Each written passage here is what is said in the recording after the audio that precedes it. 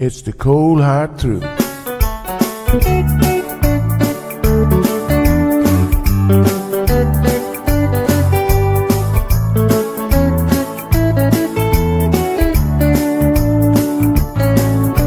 Everyone really want to know what's going on with her show. Just get on the air and you will know it's Sandra. The queen of the mile road is here, helping people from everywhere. Get on the phone and you will hear Sandra.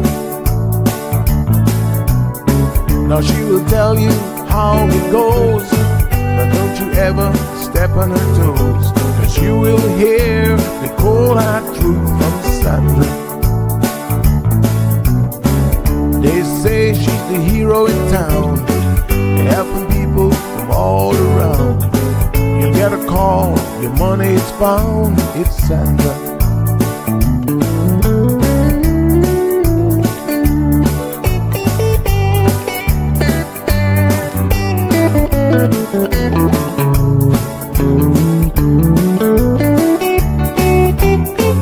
Some will call her late at night just to say that there is a fight, and she will not just leave it alone. She'll get up and call on the phone, and when politics starts on her show, everyone really wants to know the way the things will really go with Sandra. And some will start to criticize, get on the show and tell pure lies, but someday we'll realize it's Sandra. And when they start to argue again, she'll pull the heads to the wind, and soon you will be a friend with Sandra. 'Cause every day everyone wants to hear from Sandra. 'Cause every day everyone wants to hear from Sandra.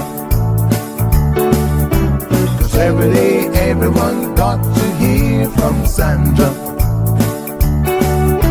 'Cause every day everyone got to hear from Sandra.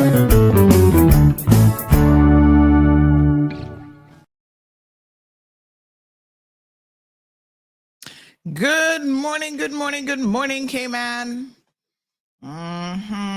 Honey chill. I can see when someone has been in my studio messing with things because, yeah, it just doesn't look the same. Let me see here now. I think I'll put up another little avatar. I haven't used that one in a while. How is everybody doing? Hi, happy Monday. Yes, honey chill. We got so much to cover today. Oh my gosh. Well, blessings to everyone. Special prayer going out to our friend in the US this morning, Glenn. His father is not doing well, so we're going to keep him in our prayers that he, is able to pull through whatever this is that's happening this morning. A little medical emergency. He's in his early 80s, and of course we know once you turn a certain age, all emergencies are certainly, all medical, I should say, situations are, serious. So, so prayers go out to Glenn. He's part of our technical team here at CMR.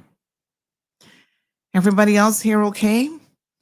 Saw some news this morning. Oh my gosh, so much has been going on with a Jamaican connection. Legendary reggae legend Jimmy Cliff has passed away. Yeah, age 81. Speaking of being in your 80s.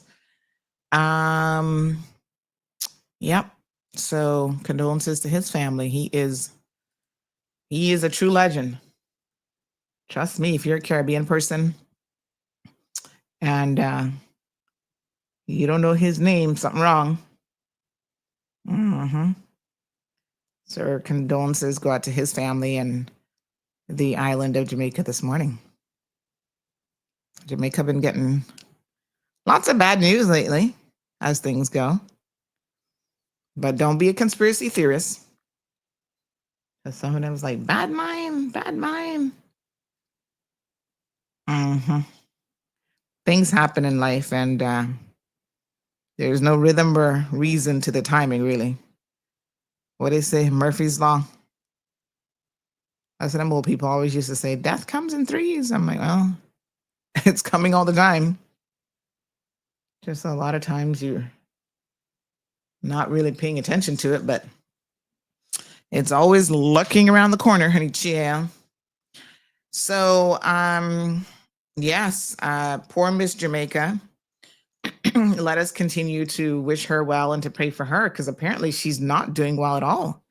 She's still in the ICU in Thailand, and her injuries are a lot more serious than initially thought. At first, her team was like, oh, she just got a little scrape, and and it's like, She dropped like 5 feet. That stage is 5 feet off the ground. So she dropped 5 feet in heels, and like 5-inch heels. So that was not an easy situation. So her injury is a little bit more serious. And not just her physical injuries, but I understand that she's also struggling like mental health wise now as well with all of this. It's one thing to be in the limelight for good things when you're Miss Universe, but all of a sudden you have a situation, you have an injury, and you can't handle all of the social media pressure that comes with it. And I said to someone when they were telling me they're familiar with her and her team, I said, why is she even on social media? This is a thing that always surprises me, right? When something happens to you or your family and, you're in the spotlight, just come off of social media. Don't be sitting there reading the stories, because you reading the stories is only going to make the situation that much worse. So by all means, stay off of social media. Sometimes that's the best thing for your mental health. Sometimes we have to cover stories. People die by different means, and we have to cover stories. And then people are like, oh, you don't know how those comments impacted me. And I'm looking at them going, you're going to have to explain to me why you're sitting there reading it. I mean, not for nothing, but you have a choice of not going on social media, generally speaking, and specifically not reading things connected to your matter. I mean, trust me, I get the, I guess, desire to like see what people are saying, but if it's going to impact you negatively, or you're not even sure how it's going to impact you, what I would say is don't do it at all. Be on the side of just be cautionary. Like, it just doesn't make any sense. So her team needs to take her phone away from her and just let her rest, because trust me, right now, that's the most important thing. And I can assure her that whatever she thinks she's going through, and it's easy for us on the other side, but I'm telling you, this is life in general. Whatever you're going through in a moment of, when we have these horrific things happen in our lifetime, you've got life. You've got most of your health. I get that a 5-foot fall is no bueno. She's, I think, got an issue now with her foot, probably orthopedic related. She may need surgery for that. She's actually a doctor herself, so, she'll understand more of the clinical stuff than I guess the average person, but sometimes that's not particularly helpful in terms of the mental health stream. But just let the doctors do what they can. And, I know she's in a foreign hospital. I think her sister's now over there with her. Her sister's also a physician.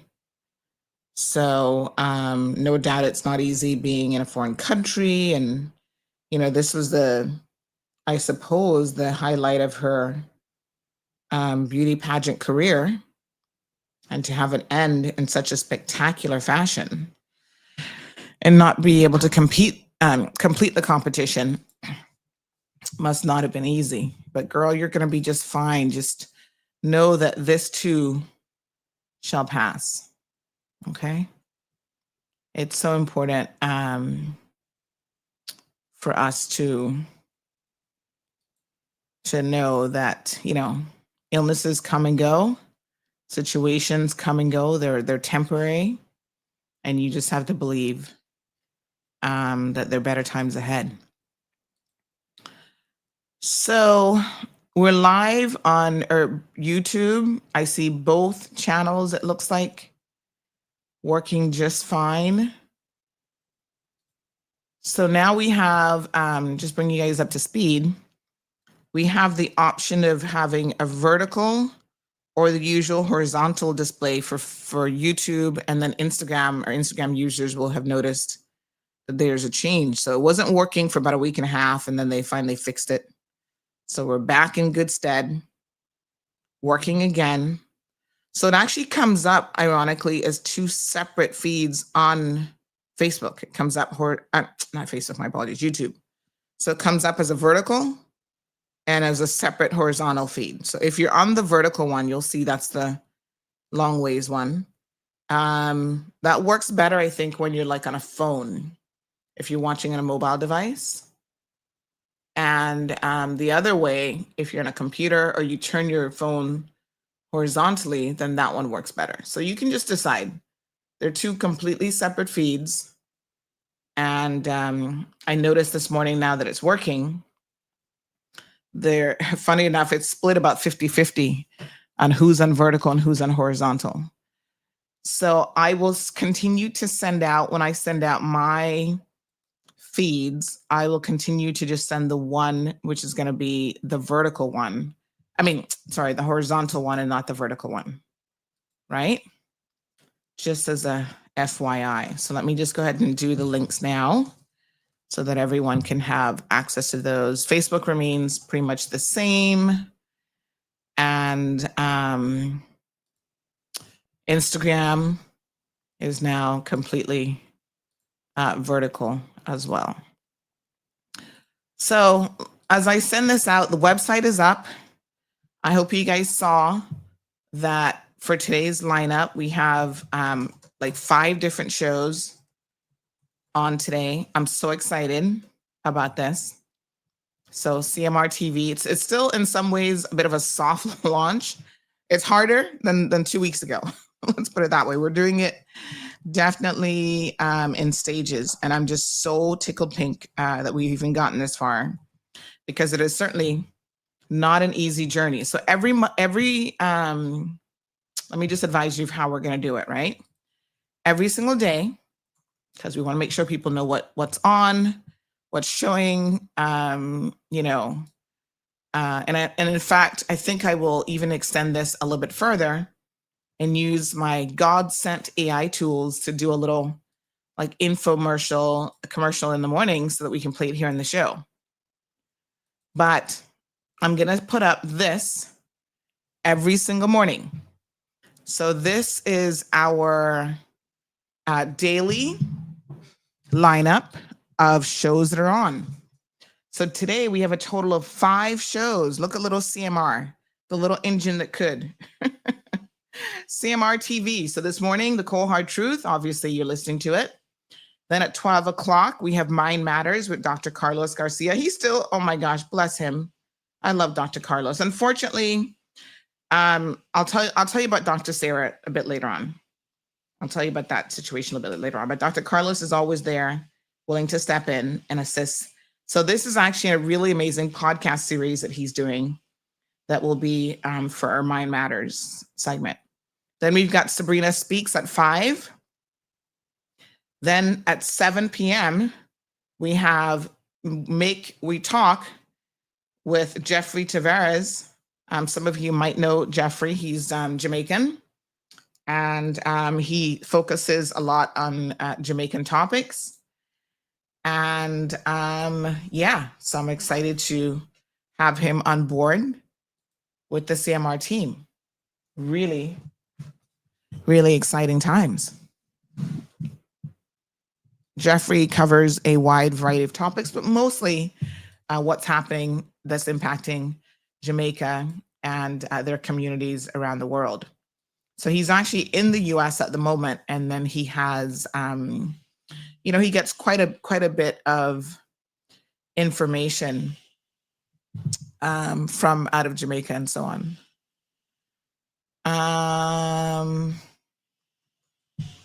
So he's on at 7 o'clock, right after Sabrina Speaks.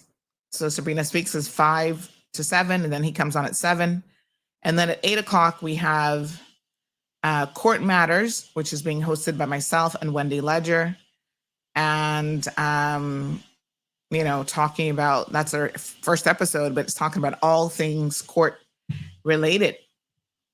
So super, super excited about this launch. And, every day you'll see a variety of things popping up on the news feed. And we take it one day at a time, honey chill. But we are definitely getting there. It's a lot of moving pieces and a lot of work. Like, we still have some shows that are in production that have not fully launched yet. But we are going to do it, right? We're going to just stay focused. And as the good book says, as Aunt Lottie would say, one day at a time, sweet Jesus. So there you go. Yep. 5 shows in one day. I really never thought that we'd see the day that would even be possible, but wow. So sometimes I've got to pause and let it all sink in, like what we do here and the different moving parts that we have. We just keep it moving, honey Jill. So thankful that it's possible for us to do this. All right.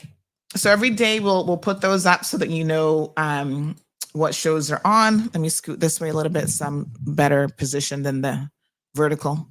I think I need to adjust my camera one little bit. Hold on. I don't want you seeing half of the flag on horizontal. Hold on. All right, hold on. I think I need to move the camera. Let me see. Which way? This way? I think a little bit that way. Those of you who are in horizontal, you see our beautiful flag was just cut off there. Yes, that's better. Okay. All right, honey chill.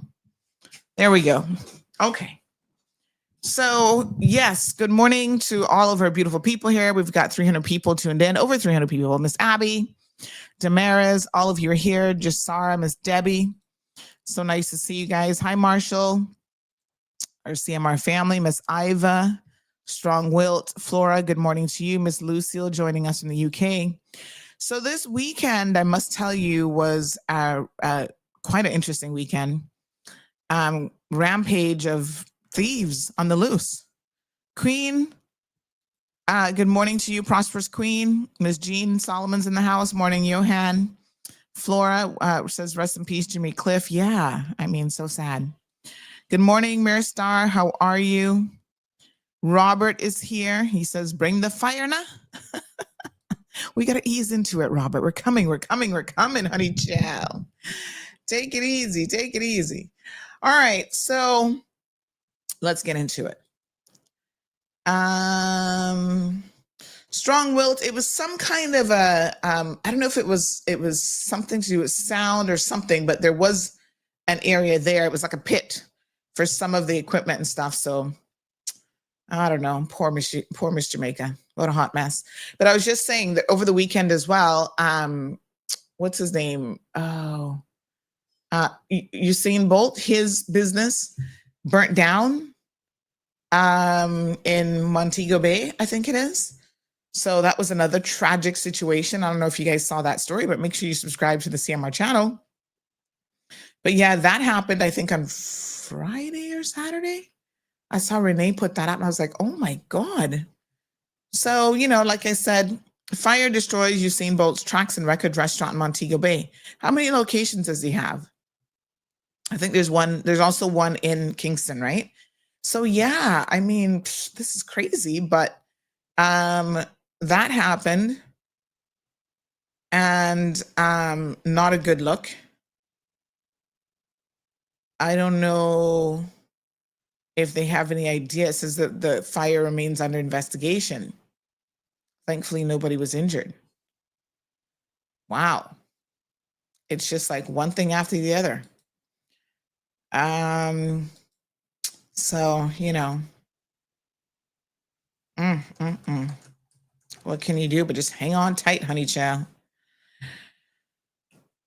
Okay. Yes. Okay. All right. So let's talk about the thieves over the weekend. And what I can tell you guys is some people just cannot be honest. I mean, it shocks me, right? Because I think that either you're an honest person or you're not. I don't know how else to explain it. Let me explain it this way. There have been times when I've seen people drop money in real time, and I'm like, hey, stop! You just dropped your money. I remember years ago I was at a what's the thing called? The food festival. What's it called again? Taste of Cayman. And somebody left their phone like on the counter and they walked away. But I didn't see exactly who it was, but initial instinct out of the, drop is I grab the phone. I'm like, who just left their phone? I'm like, who was before me? And I go like, hello, were you just there? I think that you either are just an honest person or you're always looking to steal and crook people. And there's probably no room in between, right? And so the story that I'm going to tell you today is quite a shocking and amazing story. And I'm going to show you guys all the exclusive pictures. We got photos up on photos. We have, in fact, let me just go here and upload some more pictures. These guys thought, I suppose, that they were having the luck of the Irish. Like, I don't know. Like, they were like, oh, honey, child, we just won a bunch of money. We won the lottery. Let's get it. Well, they did not win the lottery. What they are doing instead is thievery. And I have a bit of a cautionary tale for retail businesses because you guys have to really pay attention to what is happening. So we've got videos. Let me just show you some pictures first of all. So here they are at Winner's Circle, number one shoe shop. Wait a minute. Which one is which now? I always get them confused. Number one, no, I think this one would be Winner's Circle. So this is the one on Smith Road, and then number one is around the corner, right? So this is the original location. The original location is Winner's Circle. So here they are, getting a bag load of stuff. Now let me tell you how this story has come about, okay? Morning, Angela. So it seems like the person whose wallet they ended up having a joyride with actually had their wallet in the truck, drove off, and it dropped somewhere close to, they believe, as you're getting in, because they live in the Savannah, Newlands area. And so it dropped where that new bypass connector is, that new little mini roundabout. It dropped there. So what they suspect actually happened is that the car behind them or close proximity saw the wallet drop. And of course, if you were an honest person, what you would have done is you would have called CMR. Everybody has my number. It's like 911, right? Everybody should know my number by now.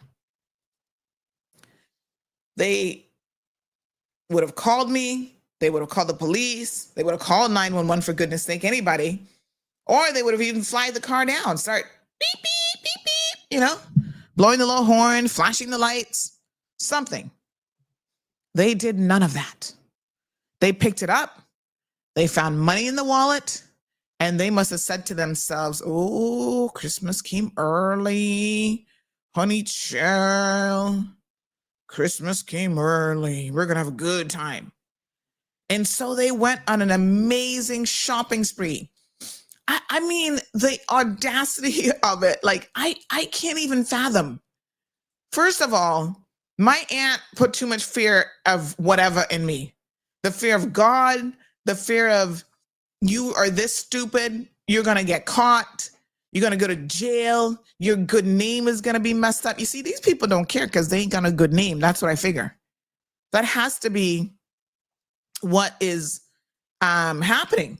And the thing is, you're always going to get caught. There's no alternative universe where you do this and you don't get caught. Can I just tell y'all, stop being stupid. Okay? So it's just absolutely shocking that they were allowed or thought in their heads that they could do this and get away with it. Well, there you go. Yeah. So they decided to have a joyride. And when I say joyride, I mean they went shoe shopping. They went shopping for perfumes and colognes. I heard they were all over Georgetown. They went to local restaurants. They had local food. They thought Christmas came early. Santa dropped them a bag of money out of the sky.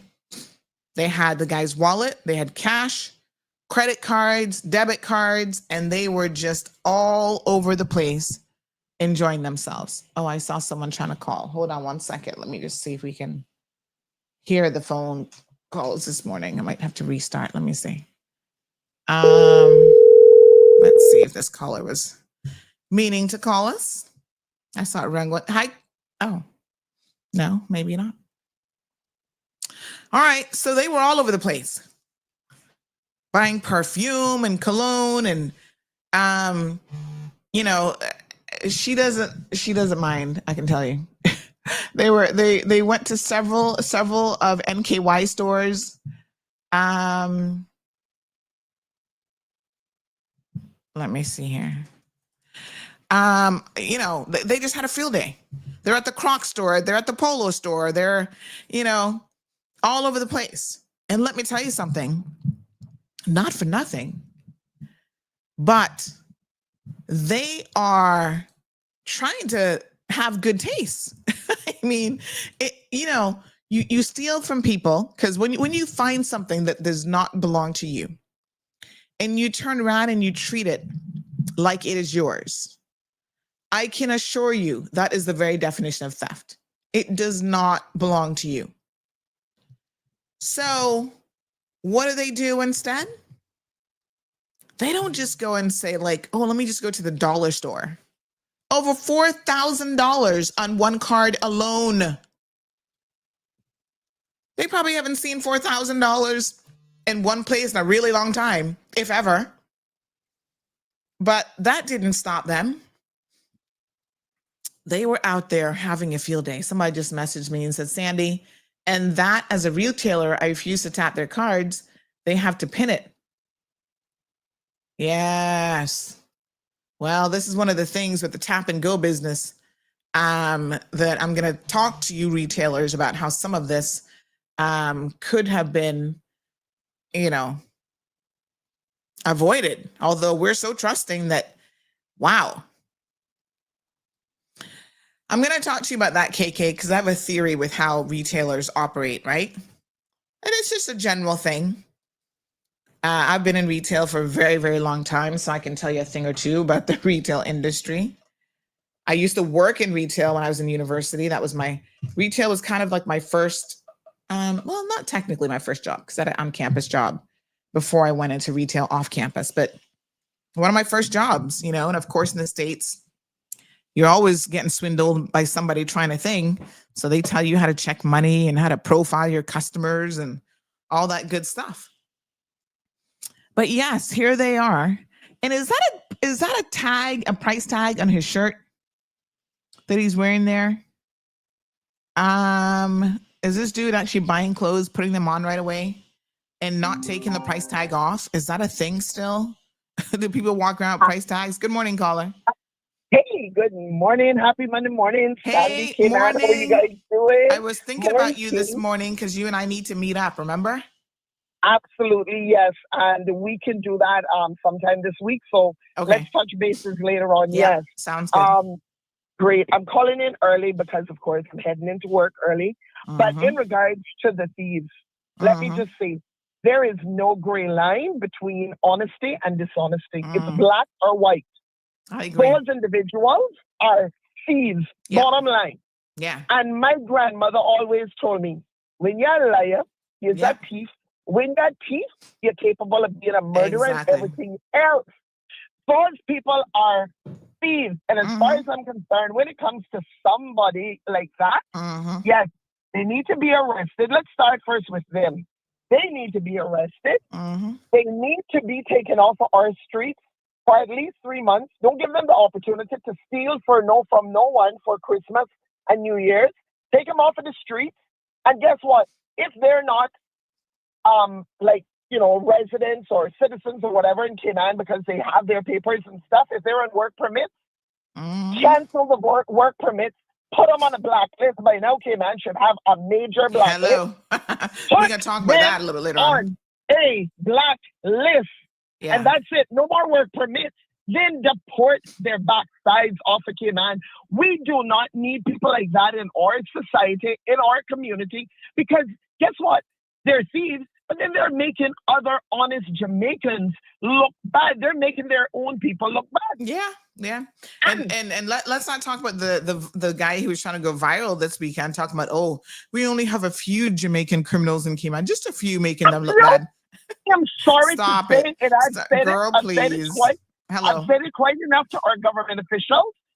I'm sorry to say the rest of the islands have pretty much blocked them from where they're getting trucked out of the United States, where they can find it more easier to come into Cayman than to try to get into like Barbados and them places. We need to lock it down now, and we need to lock it down fast. It is quite simple. And for the businesses out there, effective immediately. Don't talk about a pin. Don't worry about pins. Go back to saying to customers, may I please see your ID? Match an ID with a credit card, with a debit card. Do it, because these people, it's crazy. We've become too relaxed and too complacent in our country. Yeah. Thank God they have cameras. Praise God for that. Yeah. Have yourself a great day. Thank you We'll so chat much. later. Okay, my All dear. right. And someone says, we got a few messages. This person says, Jamaican versus Caymanian argument starting in 3, 2, 1. Well, you can't stay away from the truth.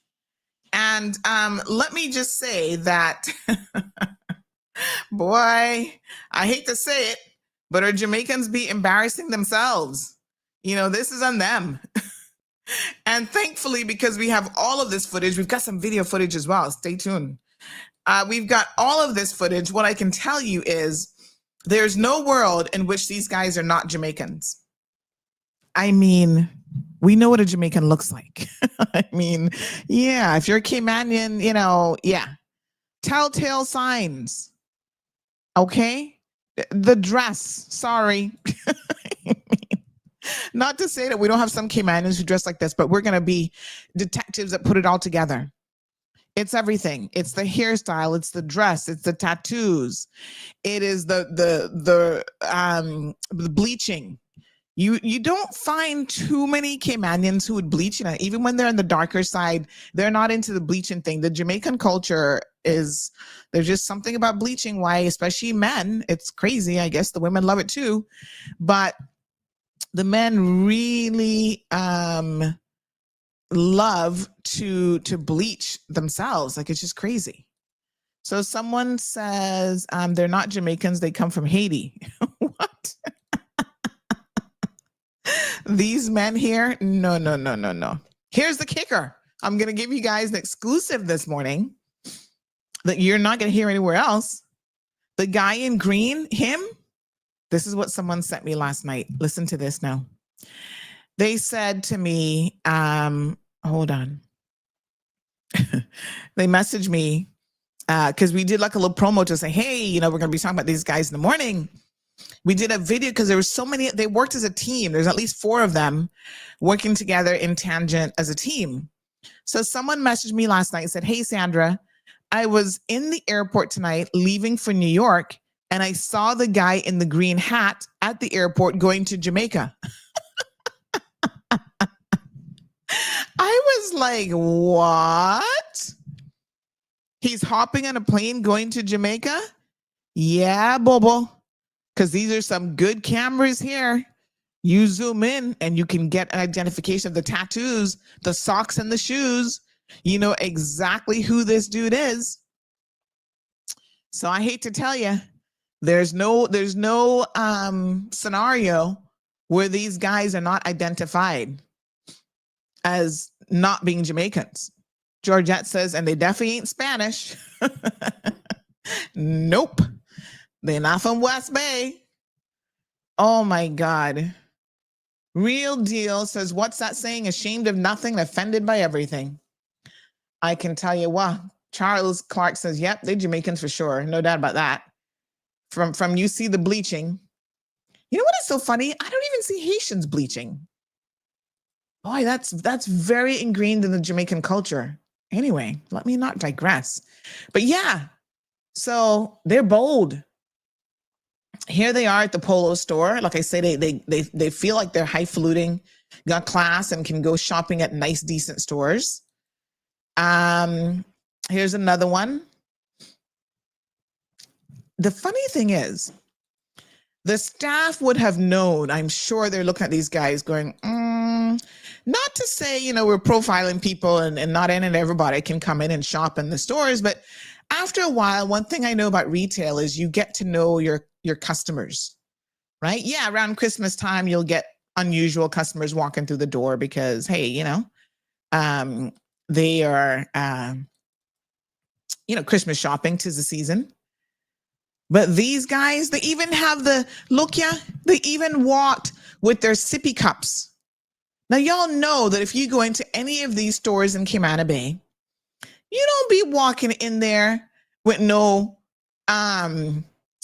plastic sippy cup, not the sippy cup. What do you call them again? The red cups. Those are the ones that you put your little liquor in when you're trying to be like on the down low with your liquor.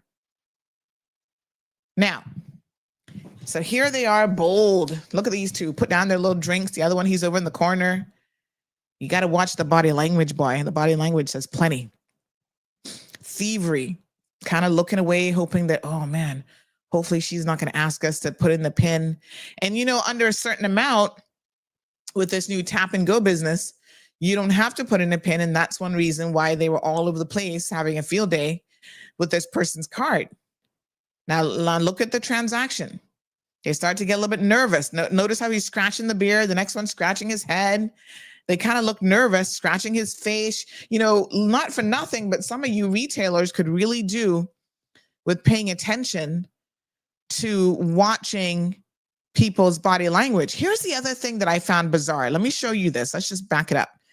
When someone hands you your credit card, right? You don't normally just stick your credit card in your pocket.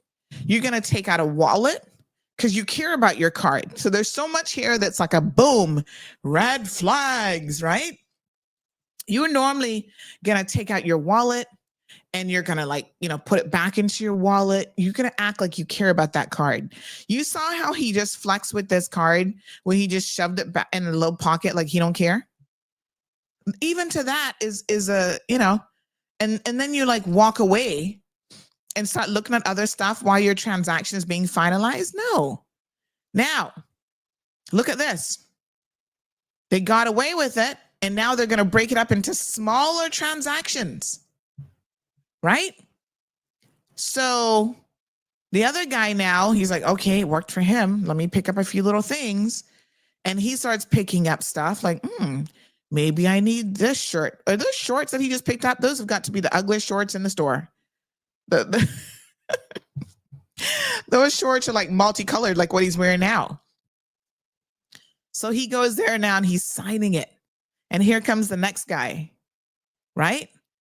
Doing multiple transactions. So she's got him. Okay, thank you very much, sir. And then starts to ring it. Now look at how he starts to walk away. And then I have to wonder why he's doing this, because I think what they're doing is they're passing off the card from one person to the next, right? So he comes back and they're picking up more stuff. So the fact that, let me just pause it here. What they did in the initial stages here, folks, is they tested it. This is what the online scammers do. You know, when they put through a transaction on your card for like a little dollar, a little $10, a little $25, they do small amount first to see if that's going to pass the litmus test. And then they do the rest. This should have been a red flag to the staff. You staff members, you retailers need to start paying attention. Nobody walks into a store, right, and breaks up a transaction like this. The first item that he bought, if he wasn't finished, he would have said, I'm still looking. This is what normal people do. I'm still looking. Give me a few more minutes. Very few people are going to, even if you have one card that you have a limit on and the next card, you can break up the payment, but you're not going to break up the items that you're bringing to the counter. And that is a difference. I don't know how y'all were trained in retail, but I'm telling you, as someone who worked in retail for many, many years, this would have been an immediate red flag for me. I would have been like, what is going on here? Right? So they purchased the one small item. You saw her bag that up. Now here they come back purchasing other smaller things like, okay, I want to get this and I want to do this. Then he goes back and he puts that. No, you complete your shopping. What's with all these multiple transactions? It really makes no logical sense. And so I need you retailers to start to pay a little bit of attention here, because it would be an understatement to say that they were ready all over these transactions. Now have a look at this, right? And it's unfortunate that these retailers are being targeted, but they should probably pay attention and train their staff on what to look out for. All right, let's listen to this one. This one's got good audio.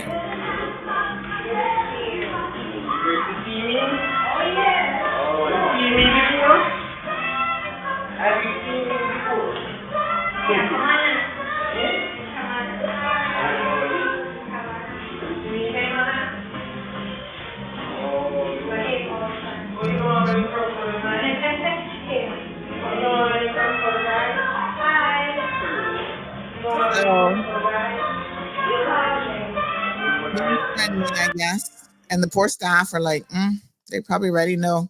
They probably thought they were going to try and steal something, so they're keeping an eye on them. Anytime you see a group come in like this and they start to split up again, that is a telltale sign in the world of retail that they're up to no good. Normally, one is trying to distract you. Here we go. They got the audacity to start picking up shoes. Do you have this one in size 10? Milady, me wear size 10. They're having a little joke with the staff, making her feel at ease. You saw that? Look at how that just went down. Hold on. We got to do a deep analysis here, but look at how. Yeah.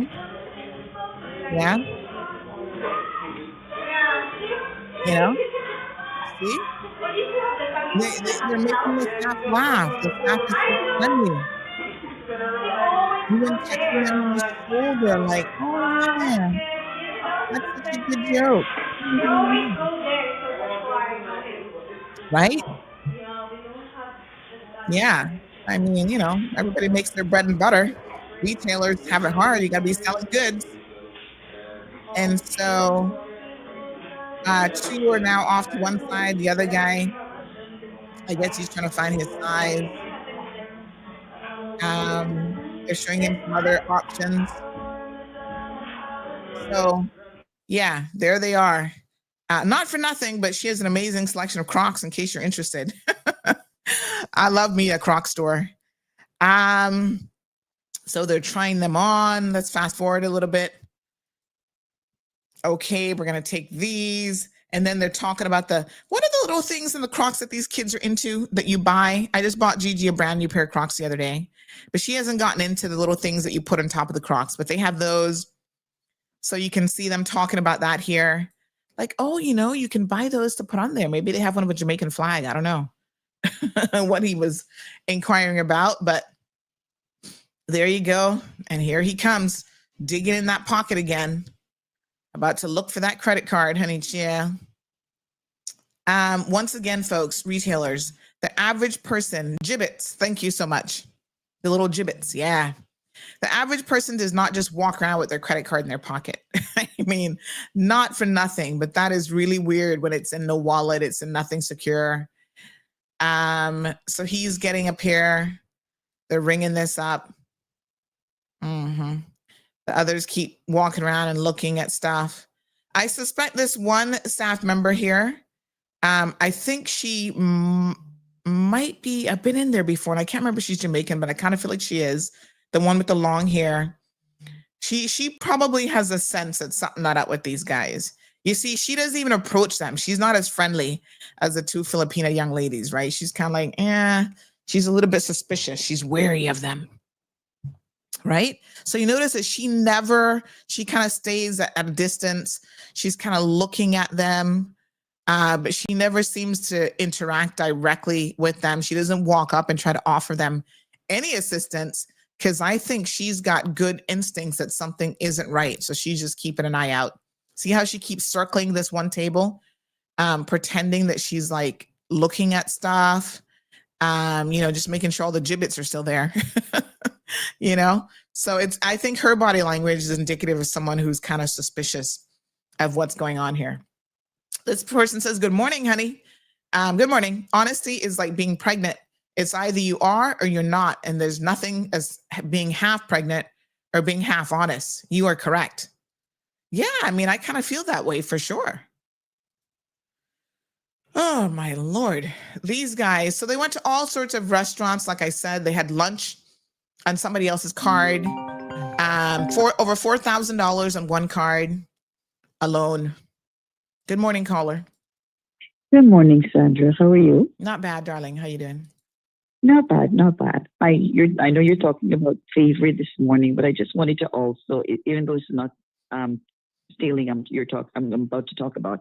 I just wanted to big up the Commissioner of Police.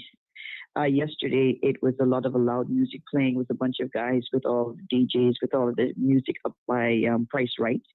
And a lot of people were calling in, a lot of neighbors, and even the churches and stuff, people that were going to church, was listening to all this loud music and stuff. And we made a couple of calls to the commissioner, and he made sure that our Sunday was respected. I just wanted to pick him up this morning and thank him for that, because again, these are Jamaican nationals. A lot of them may have a few Caymanians in there, but these are a lot of Jamaican nationals. Their culture, their behavior of not having respect when they come to a different country, it's absolutely disgusting. And let me tell you, I've known a lot of great people. I respect my professors. I respect some of my judges. The best judges I worked with were from Jamaica, all three of them. Mrs. Ina Allen, who was the clerk of the courts, Kipling Douglas, and Jeffrey Ramsey. They were some of the best people. They had Jamaicans threatening them all the time. And when they came to court and came to Cayman Islands, they broke the laws, and then he threatened them, but they can't go back to Jamaica. Mr. Ramsey, Mr. Kipling would tell them, say, listen, who made you God? This is where I'm from, and I'll go back there anytime. You can't stand me. You're going to come to somebody else's country and try to destroy it and bring your nasty, bad attitude here and your stealing behavior. They would put them in their place all the time. So I'm not here to cry down all Jamaicans. I'm there to cry down those riff-raffs that we keep letting in here, and we're not doing anything about. Like I always say, if the cap don't fit, you're not got nothing to worry about. Yes. So have a good day. Thank you, darling. I appreciate it. Take care. Bye-bye. So apparently, listen to this. I mean, my God, I can't make this stuff up. The gibbets, that's what they're called, right? Gibbets. I thought that he wasn't going to buy any. Well, that's because he bought over 50 gibbets. He bought over 50 gibbets. I mean, that's a lot. How many Crocs would you need for 50 gibbets? That's a lot. I mean, I don't know what the average transaction is per, the average gibbets per transaction, but I would have thought 50 again. Even that to me would be like, wow, you buying for a whole clan of Croc wearing people? 50? Now, here is the here's the crazy thing. Remember the picture with him with the price tag? And I'm like, is that still a thing? Are people still wearing, clothing with tags on it? Remember that used to be fashionable, I think in the 80s or something. I don't know. I don't really see people doing anymore. But here's the crazy part. That shirt that you see him wearing here, he actually stole.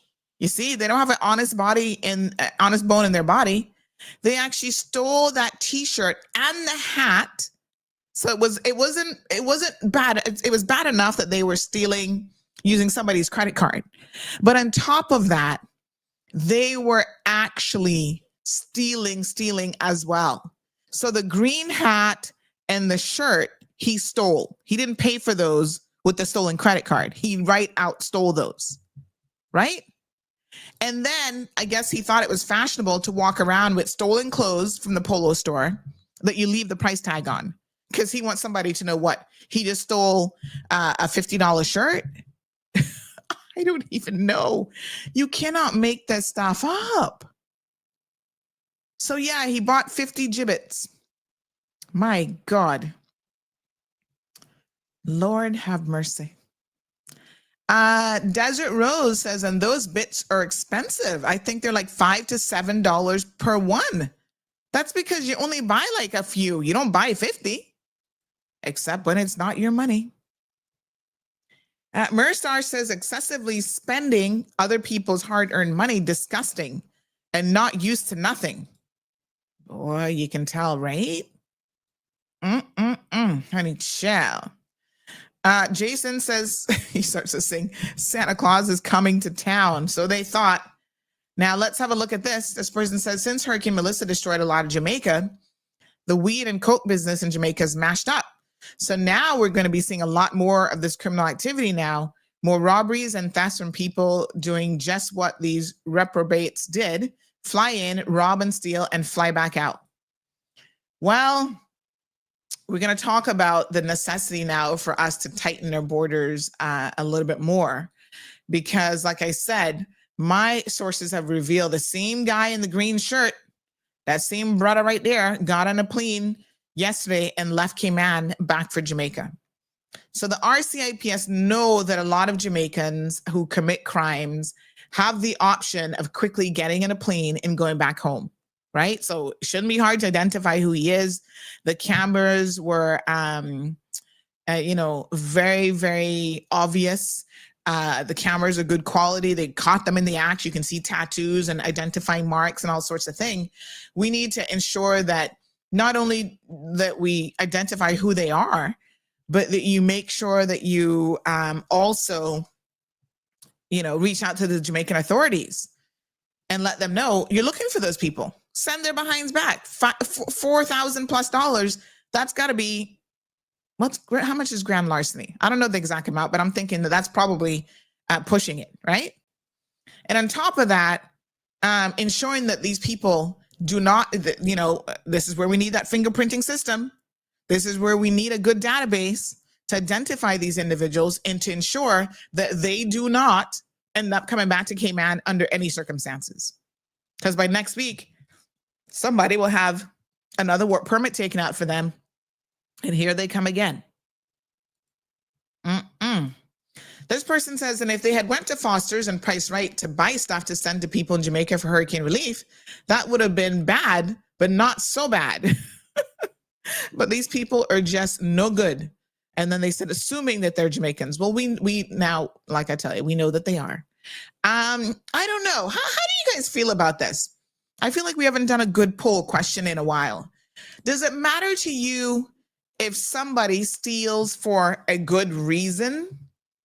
You see, to me, you don't steal no matter what. I mean, that's what my Aunt Lottie told me. If anything, you beg before you steal. So would it have made a difference to you if they had used the, like if they'd stolen to send stuff to Jamaica? Is there any world where stealing is justified? That's a good call. Let me put it this way. Are there any circumstances Yeah, like Robin Hood. Yeah. Where stealing can be justified. I'm going to say no. Right? So we got a yes or no question here. And I am going to say no. There is no world where you do that, because in my mind, you know, hold on one second here. Oh gosh, hold on. In my mind, if you do that, then that simply means that you are a dishonest person. Like you can't be dishonest and then it turns into an act of honesty. Does that make sense? Right? So you can't be dishonest for good reason. Yeah. Something's wrong there. I mean, I don't know. I mean, I suppose maybe there are life or death situations where if you're trying to save someone's life, you might tell a little bit of a lie. But in a situation like this, I'm not sure that you can justify doing stealing to supposedly help people, because that is still an act of thievery. So, what do y'all think about this question? Hold on, I'm trying to get the poll question up here. Is it possible to steal for a good reason? Now, I saw Harvey put up a thing here that kind of made me wonder. By the way, Harvey, who exactly are you? Because I get the sense that your account is a fake account, and I see you commenting all the time. So I do kind of low key chuckle when I see your comments. Let me just see here now.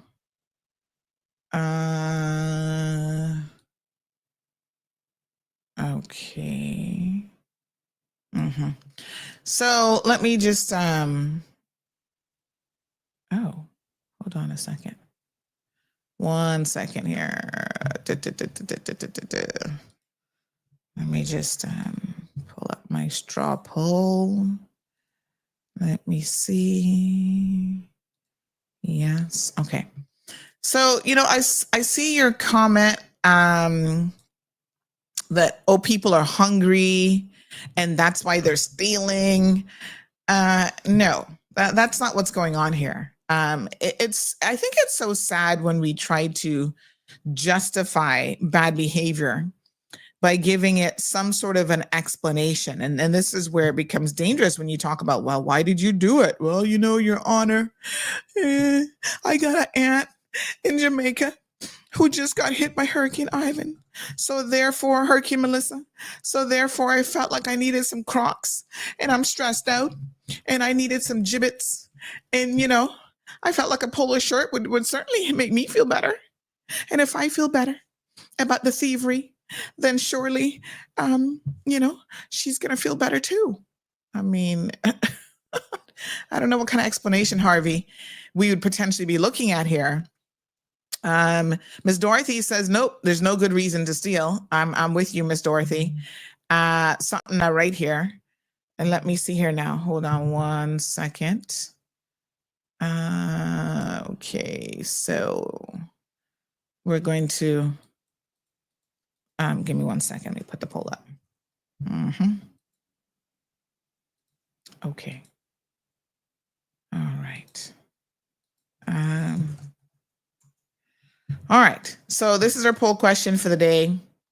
Are there any circumstances where stealing can be justified? I'm going to say no. I am personally voting no.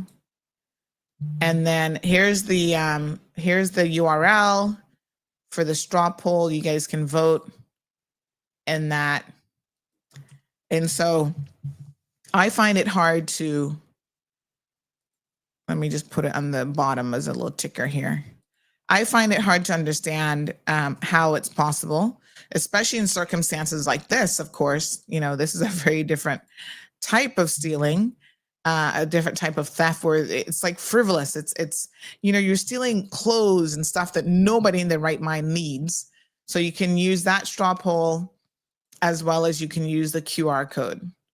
So let me just get the QR code up here. And then we can, where's the QR code? Uh-oh. Let me see, easy access to your,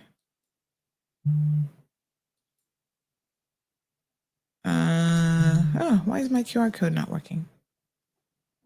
All right, give me a second here. Gotta figure out why my QR code is not working. All right, so in the meantime, strange. QR code feature isn't working. All right, we'll try to get on that. But there's you can just do strawpoll.com/stealing. Let us know what your thoughts are. And I'll give you the results here in real time in just a little bit. You guys can go ahead and start voting. Okay. Okay. So, yeah, I'm going to say nope, there's no justification for stealing. Like I said, you're either a thief or you're not. Yeah. Okay. All right. So they were having quite the field day, but you might be surprised to know that they were not the only ones stealing on Saturday. So we're going to get to the other thieves here in a second. They were certainly the most brazen, though, I'll say. So this person has some comments. Let's just pull up some viewer comments on screen here. Instagram, you guys are good this morning? So this person says he's buying those gibbets for them Jamaican crocodiles. Wrong Crocs. They have them just come on the flight to steal and leave. My husband showed me a guy who had come on the flight just to rob and then left on the next flight. There's no damn excuse to steal. No sugarcoating, not working or doing wrong. These buggers and the good. Huh? They're buggers and the good and begging. So beg. They're buggers and good. I'm not quite sure what's missing there, but okay. The idea then is, you can certainly ask for help if you need it. Jess says, no, there is not. Stealing is stealing, small, medium, or large, and there's no justification for it. Damien says, no, Harvey used to live in Cayman and is now back in Europe somewhere. Oh, okay. Well, Harvey, I don't know in what world you were taught that poor people steal. But I can tell you that statistically, that's not supported by the evidence ever. Poor people don't steal, so there's something I think wrong with your conclusions that you are drawing. I'm trying to find the comment that that Harvey shared. Something about, the cost of living.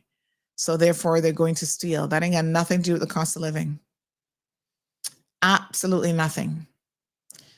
These are just people who want to steal and who will steal no matter what. They don't want to work. The cost of living. Wow. Lisa says, very sad, but thieves are all around us. When you sell your country and take all the good for themselves and do not share with the people. As for these criminals, let them do the time in jail. Again, there is no excuse for stealing. You will find, again, people are either thieves or they're not. Sarah says, all these stores need to start asking for ID, especially this time of year. My mom had to beg the cashiers sometimes to ask her for her ID. I'm going to tell you about that here in a second, Sarah, because you would be surprised at how many stores their clerks are simply not paying attention. And, some stores will tell you, I don't think they do it here in Cayman, but in the States, if this happens, you're going to be penalized for this. Now, by law, they might not be able to take it out of your paycheck, but they're going to, put you at the door. You're going to have a job. So Harvey says, I keep on saying the cost of living is hitting. This has nothing to do with the cost of living. Zero, zip, nada to do with the cost of living. The cost of living makes you want to go buy Crocs and all this other stuff on somebody else's dime? Come now, Harvey. You cannot be serious. Right?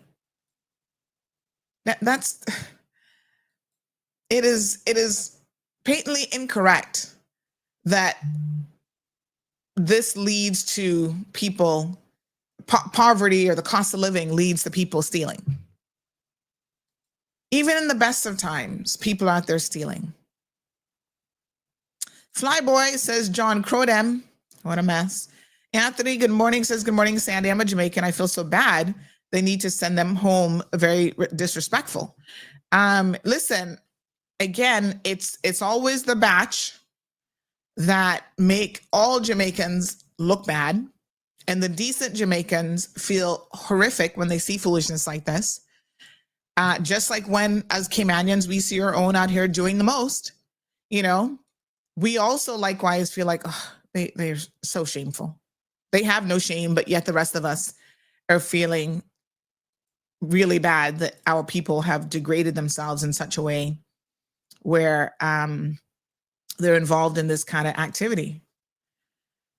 So someone sent a story here. They said, well, maybe there's this exception. There's a 91-year-old lady here who got arrested for stealing medication for her husband. Here's the truth behind this viral story. Was she really stealing money for her husband? All right. The story claims that a 91-year-old woman named Helen Miller was arrested for felony theft after she allegedly stole medicines worth $50 for her husband named George, who's 88 and suffers from severe heart failure. Let's get to the truth. The next morning, social media backlash. Okay. People expressing emotional concern. The story, however, appears to be false. Not only does it lack credible sources for news coverage, the image of the handcuffed elderly lady, which was first shared on Facebook, is AI generated. Hence, the entire story is fabricated, a hoax, and AI. Oh, Lord, have mercy. So that was a completely fake story. So, but I guess the question is, what if a 91-year-old lady had to go beg? What kind of medication are you stealing? Like Tylenol? Like, I don't really quite understand. For $50, there's a lot of, well, prior to Trump, I should say, there was a lot of options where even when you go in, they'll say like, oh, we can give you a discount code. Like, the pharmacists at these places, they can look at you a lot of times and tell that, you're a senior. They ask you, do you have Medicaid or Medicare that we can give you a discount? And then if not, they even have an option where they can use behind the counter. They have these coupon codes where they can use and give you, stuff for relatively a heavily discounted price. And, the other thing though, is I find like there are people all over the world on the streets begging. And if you are really in need for things like medication or whatever, now not people just out there begging just to get money to go buy drugs or whatever else they want to use it for. You'll find that people will honestly step up to the plate and help you in situations like that. Even the institutions, they'll say, oh, you can't afford your medication. Let me see what we can do. So I'm still going to say that there's no real excuse for that sort of thing. Somebody says the funny thing is, the cameras are so clear. And then you have these defense lawyers that still show up in court telling their clients to plead not guilty. Let me just sip my vinegar water on that note.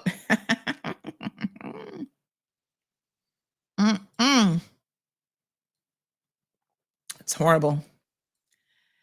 This person says, no, never. Theft is theft.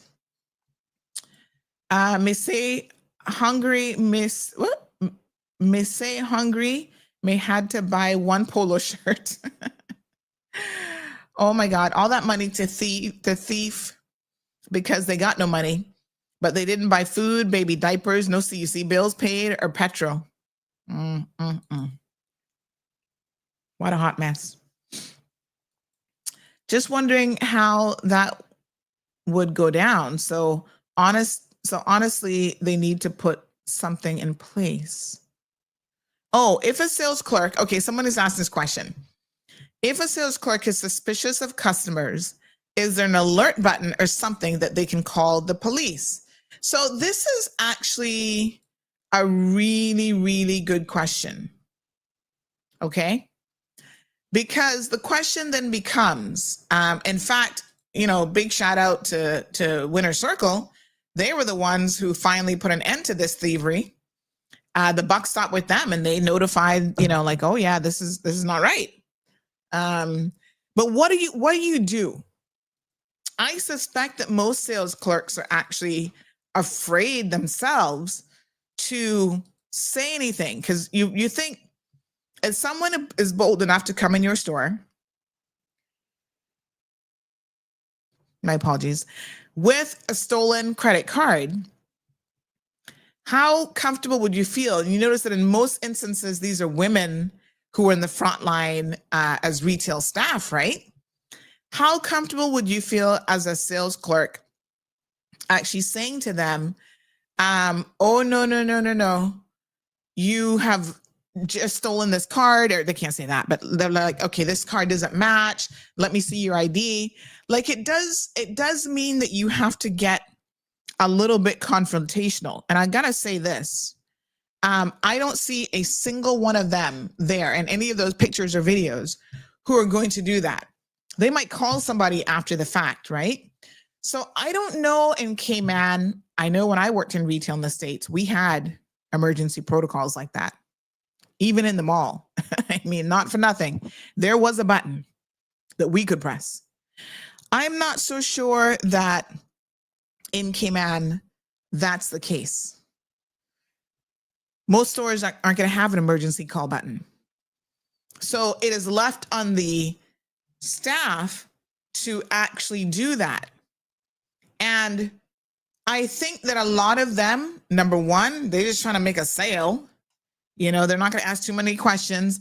And number two, I think that low key, they're probably afraid to even ask or to verify or to check, but they have to start doing this. Somebody on Instagram says back in the day, store clerks had to call the credit card companies.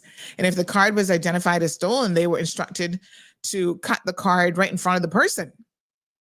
Yeah, but a lot has changed now. You got these very bold criminals out here. They might not be, the store clerks themselves might be a little bit timid and afraid. So I don't know. This is an interesting question. But one thing they should all be asking for, especially this time of year, is ID. Now, I'm going to share a little story with you guys, because I have my credit cards, not credit, you guys know I deal with debit cards. I'm not a real believer in debit cards. In credit cards.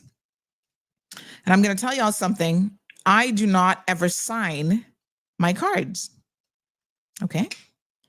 Not a single one. Well, they have these new ones now that don't even have a place for signature.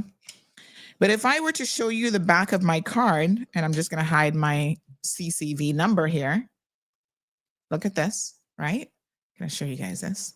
This is my debit card. I'm going to put it at an angle we can see. There's no signature in the signature box. I never sign these cards. And in fact, back in the day, I used to have a little note there that said CID. And I can count on one hand the number of times that someone would actually properly look at that and see the instruction that says CID and actually ask me for my ID.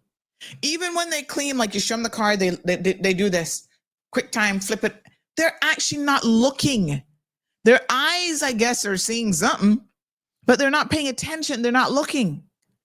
Because I used to have a note there to say, ask for ID or CID. And hardly anybody, both in America, in Cayman, anywhere, would ever ask for my ID. People are not paying attention. So not for nothing, but had these clerks just looked at the name, and I'm not going to tell you who the person is, obviously, but let's just say they're a Caymanian, for argument's sake, Joe Ebanks, you know? If they looked at that name and then looked at the guys in front of them, it wouldn't take a genius to figure out that dude not know Joe Ebanks. He not Caymanian. I'm just saying. Again, don't let common sense run away from you. So pay a little bit more attention. Look at the card. I mean, I hate to say this, but in retail, you got to treat everybody as a suspect unless you know them. Right? And unfortunately, these people don't know who they're dealing with. So check the ID. Let me see here.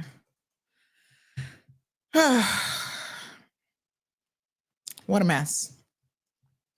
So they're not verifying anything. They're not checking anything. And unfortunately, what that means is that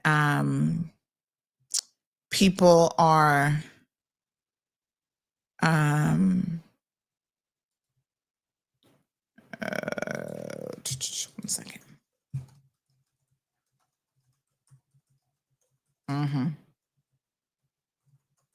People are all too willing to take advantage of that. All right, but let's look at all the perfume and stuff that was stolen as well, because if you think that these guys were concerned about, you know, again, using their thieving ways for anything decent or anything good, I can assure you they were trying to get a haul for Christmas. And boy, they were going for the good stuff. Look at these brands of perfumes and colognes and stuff that they were trying to take. Look at that. I mean, you know, Chanel, Prada, YSL. I mean, they were going hard. What is this other one? I can't quite identify that one with the red label. What label is that? Something girl? Is that that's not Coco Chanel. Who is that? I can't even tell which one that is. So yeah, that's what they were into. Oh, no. That one is Carolina Herrera, I think it is. Good girl. They got so many brands out there now. I don't even know. What a mess. So they hit Bath and Body. They were downtown at all the perfume stores. They went to the little mom and pop stores. Like this is, like I said, they were just like, oh my God, we've hit the money bag. Let's just go shopping left, right, and center. Caymanian duty free. They tried to use a debit card there to buy cologne. Suspicions were aroused. They left the store without purchasing. Then there was another girl who we can get to her in her video here in a second. She was out stealing too. She stole from Penha, Victoria's Secrets, Bath and Body Works, and Kirk Freeport. So there's two separate robberies here. I think we were kind of getting them confused a little bit with the social media posts. But the boys, these guys here, were using the cards, and then the girls were involved in stealing. So let's go now to the one with the ladies, because again, they were buying perfumes, one called Very Sexy. Lord, I don't know. Did I tell you guys? I think I'm going to start giving up perfumes altogether, because there's a lot of evidence that they're actually not healthy for you. And I got so many. I got unopened bottles. Look at this one, Very Sexy. And I love me a good fragrance, but they mess with your endocrinology. In other words, not good for your system, just like candles and stuff like that. So, child, I might be giving up all those things soon and going au natural.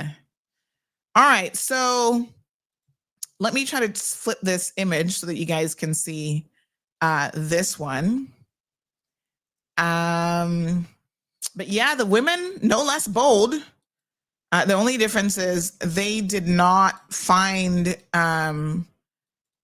didn't find a bag of money and credit cards, but they were still, let me see if I can flip this image. they were still having the time of their lives out here in these streets trying to steal from people. Okay, here we go.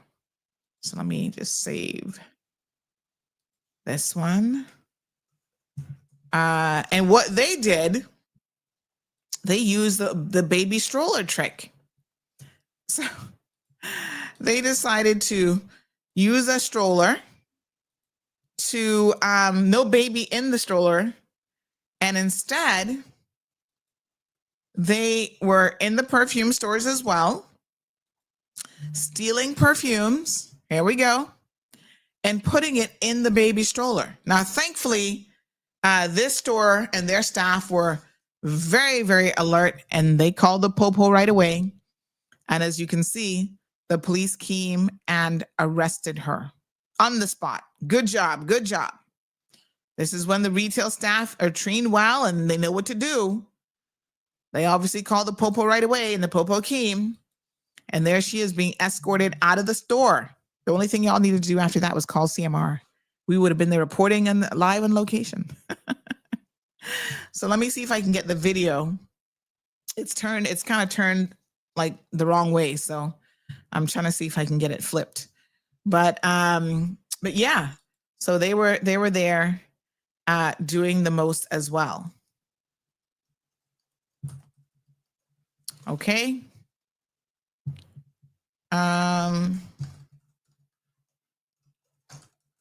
So let me see. I'm just waiting on my guy to send that to me.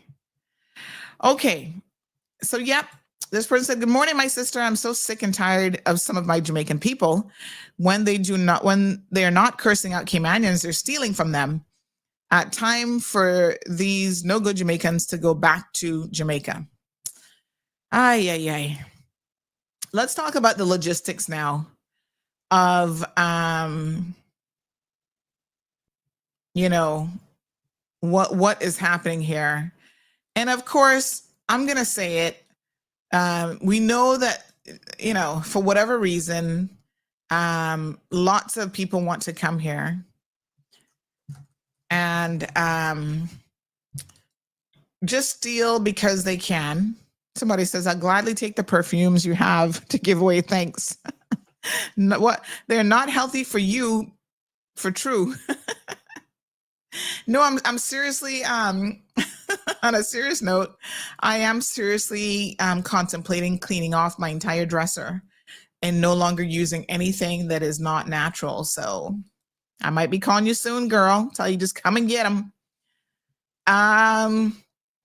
But yes, here we are, having to acknowledge that there are people who will abuse the system. There are criminals who come on that Cayman Airways flight and they take advantage. And, it's unfortunate. Listen, we can't really deport our own criminals, although the UK does take some of them.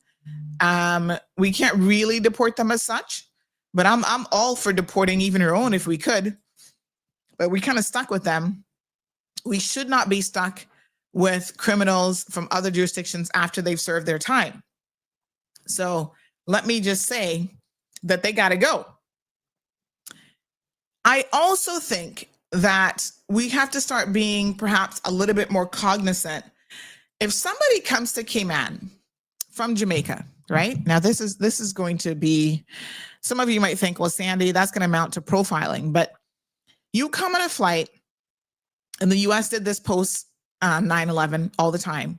Like if you had a flight booked where you were traveling back really, really quickly, you raised suspicions, right? That was one of the checkmark things that they looked for to say, hold on a second. Why are you traveling so quickly between destinations? And maybe we need to think about this because we've heard and we know of cases where Jamaicans are even hired as hitmen to come to Cayman with these gang wars, commit a job, take out somebody, kill someone, they've done it, and then they get a next flight and leave. So if someone comes and their ticket is booked within 24 hours, next flight, 2 days, I hate to say it, but unless they have a legitimate reason, like, okay, they're a visiting physician who's only here for the weekend, not even them coming that quickly. We need to ask some real questions about why this is now our CBC or border control. Why is it that you are coming today and leaving tomorrow? What is that all about? Because I told you guys the word on the street is the guy in green has already left Cayman. So he did his dirt. They caught one of them, I know for sure. I don't know which of the four, but they caught one. So he knows his Jamaican brothers, they're going to be like, oh, we're going to give you up real fast. We're going to give up everybody, right? So the first thing he does is go jump on a plane. Now, I'm presuming that they all lived in Cayman and they were all here on work permits. So this really begs a question that we need to be careful when we see someone jumping up on a flight. And of course, there could be a number of reasons why someone will legitimately be leaving. They could be like, my grandma just gets sick, or this happened or that happened. There's tons of reasons, undoubtedly, why he could have been leaving. But when you have like a major robbery on the island, and this has happened with Honduras as well. Remember, there was that one, Cayman Bay. I don't think they ever arrested anyone in that, where the that jewelry store, the mansion, was hit Christmas time again, right? And the story went that those guys jumped on a boat and they were out of here. So I think it's time that we start paying attention to the routes that are very, very easy to get to. Okay, it's easy for somebody to jump on a plane and go to Miami if they're an American. So if you have a major incident or major theft over the weekend, right away, because these images were available like kaboom as they were happening. These stories were releasing the information. CBC needed to have these images at the airport and ensure that no one matching their description of these men were permitted to leave this country, because now he's gone. He thinks that he's gotten away scot-free. Tracy says we big time need a fingerprinting system at the airport. It's long overdue.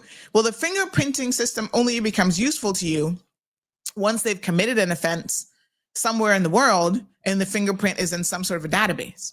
What you will find is a lot of these criminals, especially when they're coming to Cayman from Jamaica, if Jamaica doesn't have a fingerprinting system, but we do, what good is that to us? It's only going to help us once they've committed an offense here, and then it's already too late. And then we put them in the fingerprinting system, perhaps, so that when they go back, they don't come back extra bleached and looking different, and we let them back in on their fake passport or whatever, right? But in the real world, the fingerprinting system can only be so useful if whatever jurisdiction they're coming from doesn't actually have a fingerprinting system in place. So I think that there are much better ways when it comes to, criminal profiling to kind of figure out what people are up to and what behavior they're engaging in for a reason. Same thing with Estella. I mean, you guys will know, unfortunately, the situation around her death was that reportedly at least one of the guys got on a plane and left for Jamaica. And then when he thought things had cooled down, whatever, he got back on the plane and came here. But technology helped to capture those guys. And that's how they could see their movements, because they stole her phones. And of course, she worked for a telecom company, and they were able to start pinging those phones right away to check the location of how these guys are moving and what they were doing. Thank God for technology, right? So I see y'all fighting over my perfumes already. Y'all need to try and behave. So, there's a lot to be said for certain tactics when it comes to prevention, when it comes to stopping them from leaving the jurisdiction, and so on. And I think that it's high time that we pay attention. Irvin says, deny entry and prove why they're here. Well, no doubt these guys are on a work permit. Now, I got to talk to you guys about the work permit situation. And one of the reasons why I stand in full support of what this government is doing, trying to curtail some of the work permit abuses. And there are multiple ways in which this can be addressed. Number one, yes, they've increased the fees. And I can tell you what, whether you like it or not, with an increase in fees, You're going to cut down on some of the fraudulent work permits. When these work permits are so cheap, right? $300, $400 for, lawn maintenance guys, domestics, all these different positions. What you find happening is, number one, the Caymanians, I'm going to put that in quotations, because in most instances, the people who are actually abusing that system are Jamaicans who now have Cayman status. And I know that for a fact, right? But there are also Caymanians who are doing it. And I will have no qualms calling those out. I just reported one last night to the authorities. After they've dealt with that person, I'm going to name and tell you who that person is. But I want to make sure they catch them first, right? I don't want to give them an opportunity to clean up their paper trail. Caymanians, you guys are the worst. Any of you who bring someone here on a work permit or who engage in these marriages of convenience and these fraudulent situations, you are the lowest of the lowest of the lowest, because you are bringing people here, undesirables to our shores, for a couple dollars and destroying this country in the process.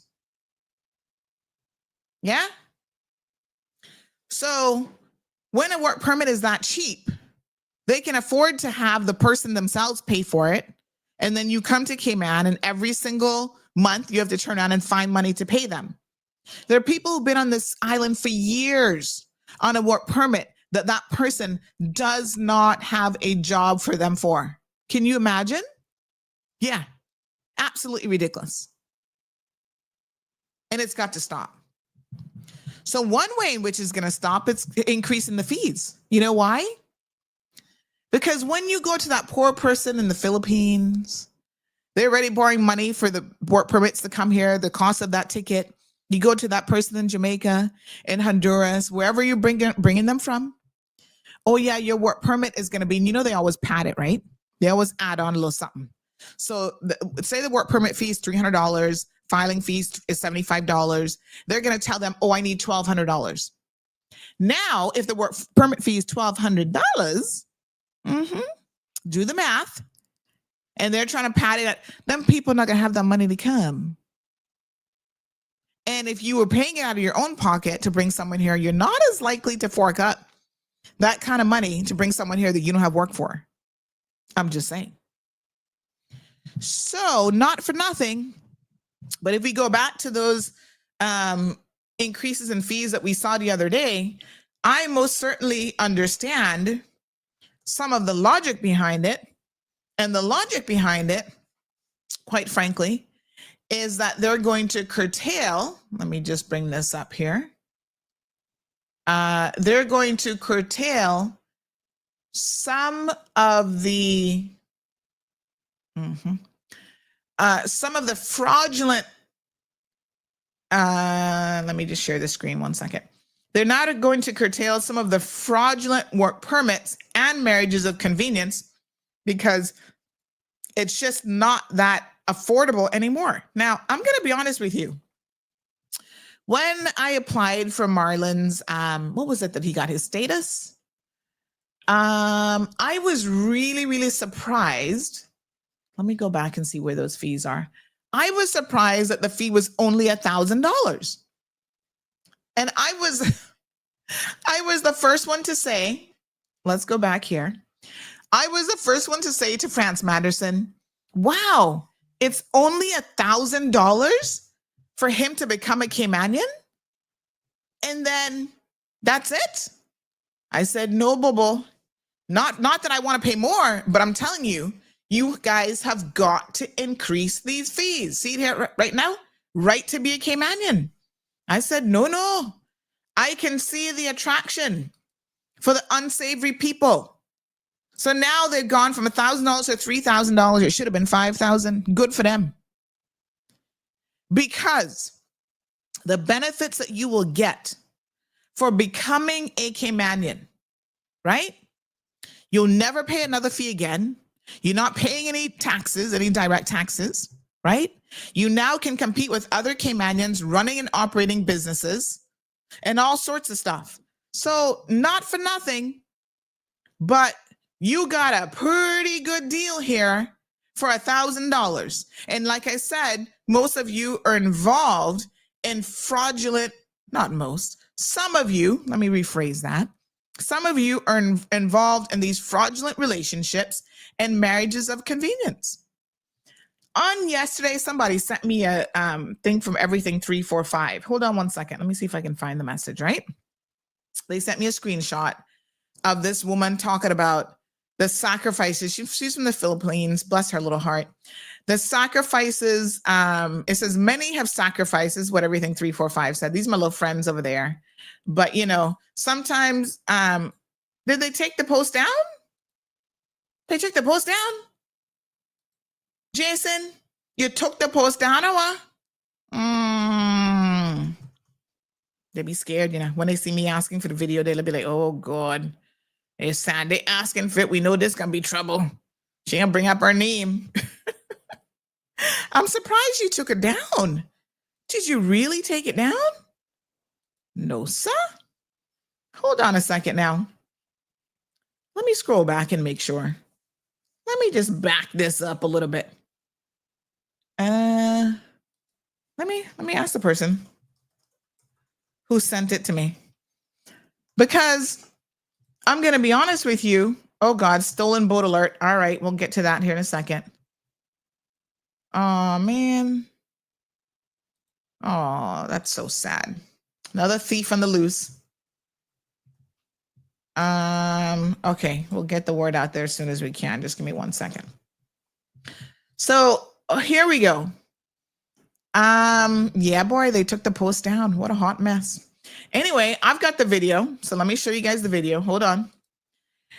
Because I'm really surprised. And all this did was this just reminded me of how incredibly stupid Caymanians are. Not for nothing. But we are our own worst enemy for good reason. Okay? We don't have no sense. Not one bit, some of us. We are literally giving our country away. It's like, here is the whole key to the kingdom. And then we allow people to get in our head and gaslight us, right?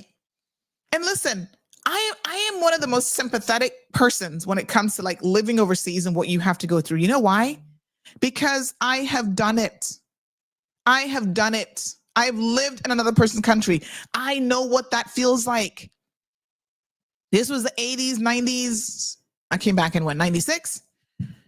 So I know the struggle. I know the immigration struggle.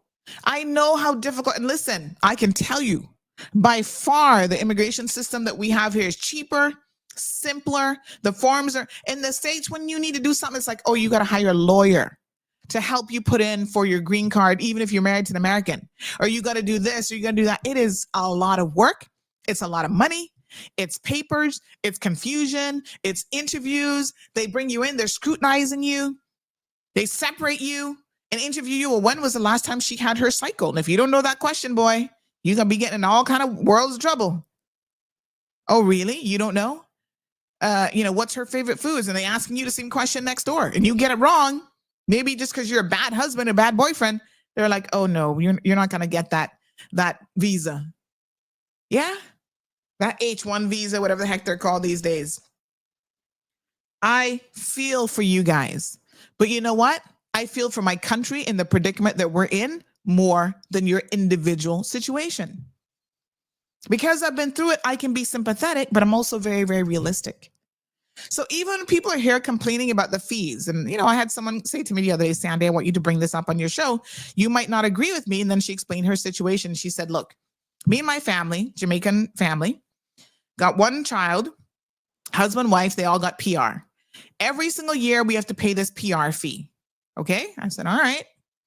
Then when we get to status, we were naturalized because remember there's different pathways, right? We were naturalized, which gives them access to, I guess, the UK element of things. Then eventually they'll get to Cayman status. Well, when we get to Cayman status, we have to turn around and spend another, I think it's gone up now. Yep, $5,000. So they have to come up with $15,000 for the three of them. And I'm like, yeah, okay. And here's what you're not thinking about is once you come up with that $15,000, well, $5,000 per person, you don't all have to get it at the same time. You can spread it out. You never have to pay another fee again. You never have to pay another tax. You never have to, it's like you got to look at the big picture. So now for the rest of your life, you have the opportunity to compete with Cayman businesses, to open a business. You have every right, scholarship money, all sorts of stuff. The benefits that you will get in exchange for what you have just paid will pale in comparison to the $15,000 that you're thinking you're paying $5,000. If you got a government scholarship, for example, or your child got a government scholarship, all of a sudden now your child can go to government school. You know how much money you're saving on, tuition, right? Free lunch, free food, free this, free that. So it's not that I'm not sympathetic. It's that I'm a realist. And I'm like, honey, child, that's still a hell of a deal. That is a very good deal for you to only pay $5,000 for that privilege. All right. So this is a video for our radio listeners where there is a Filipino young lady here in this video. And she says, I'm currently working as a nanny here in the Cayman Islands, but I was once a...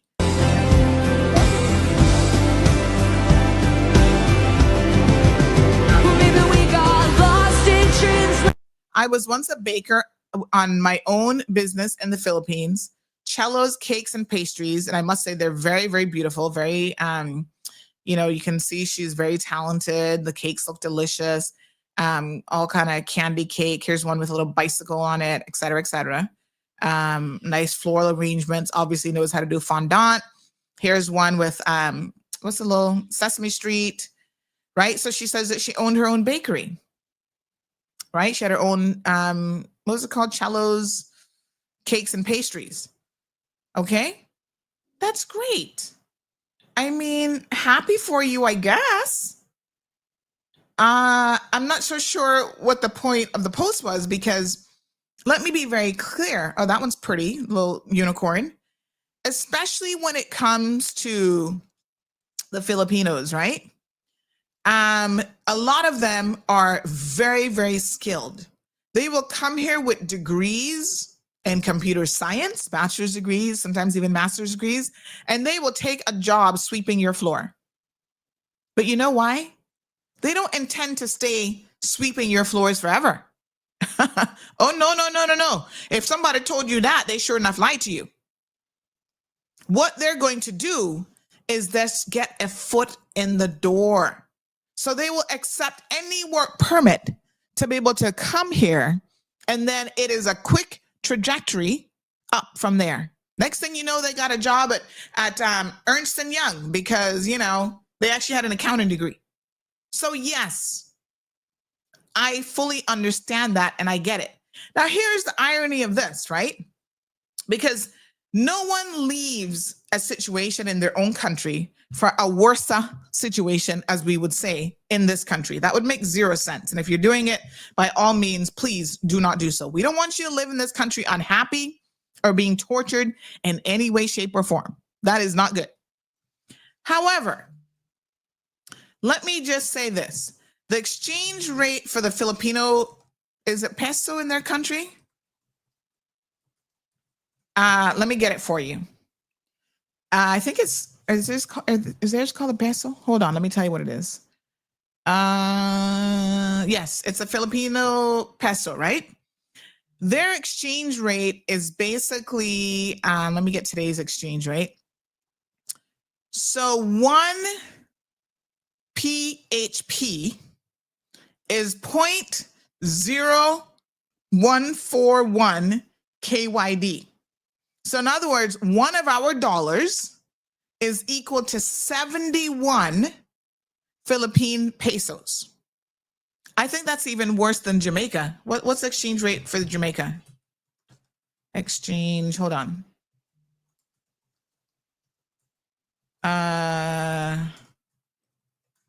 Versus Cayman dollars, hold on.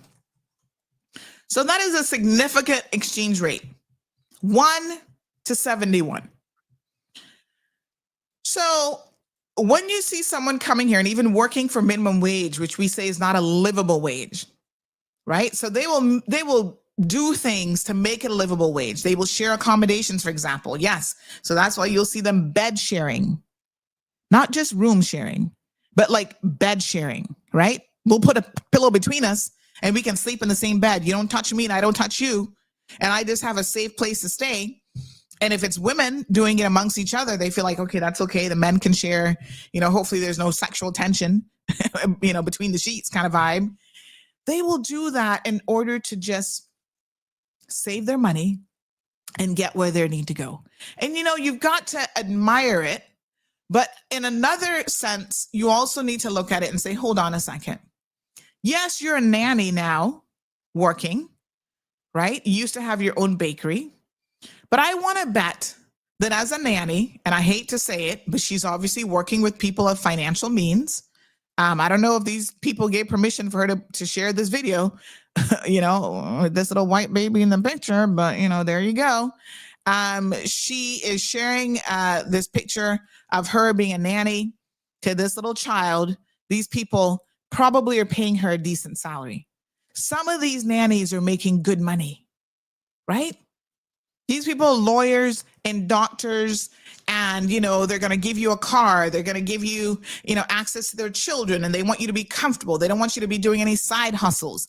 They don't want you to be baking cookies on the side, because they're like, no, we want you to be focused on minding our little, whatever, Amanda, whatever the baby's names are, right? Little Timmy and Amanda and whatever. So they will pay a decent salary. $2,000, $2,500, $3,500 a month. Now, was she making that kind of money? I'm talking about CI dollars, right? So the equivalent of that, do you think she was making that even as a business owner in the Philippines? The short answer is no. Of course not. Yeah?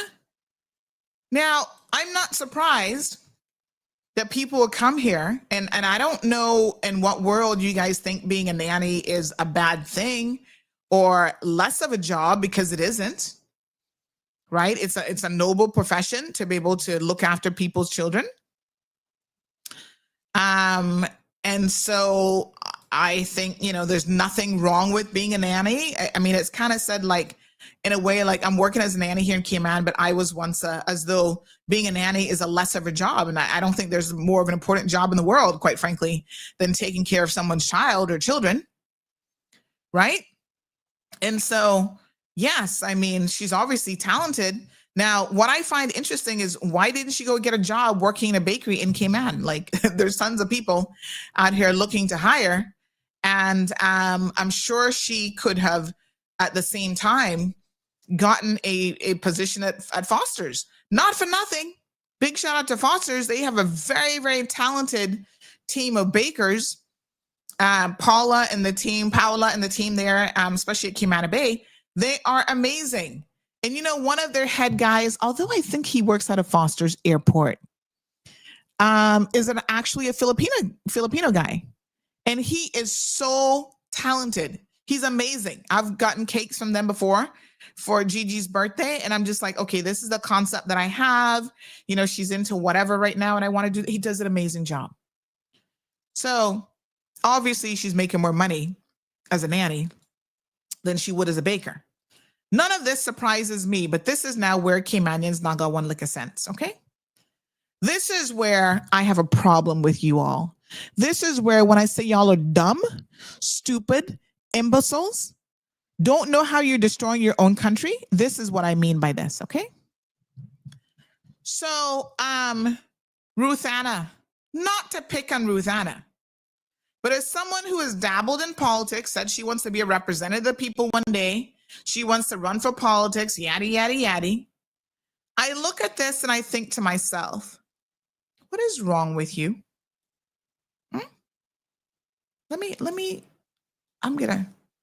Hold on. I'm going to show you this picture up close and personal because it's kind of smallish on the screen. So people are having all kind of comments to say, y'all all over it, like, oh, this is great. Oh, wow, you're so talented. Oh, my God. Then Ruth Anna says, looks like she need a cello's cakes Cayman to me. And 131 of you fools went and liked this post. No, sir.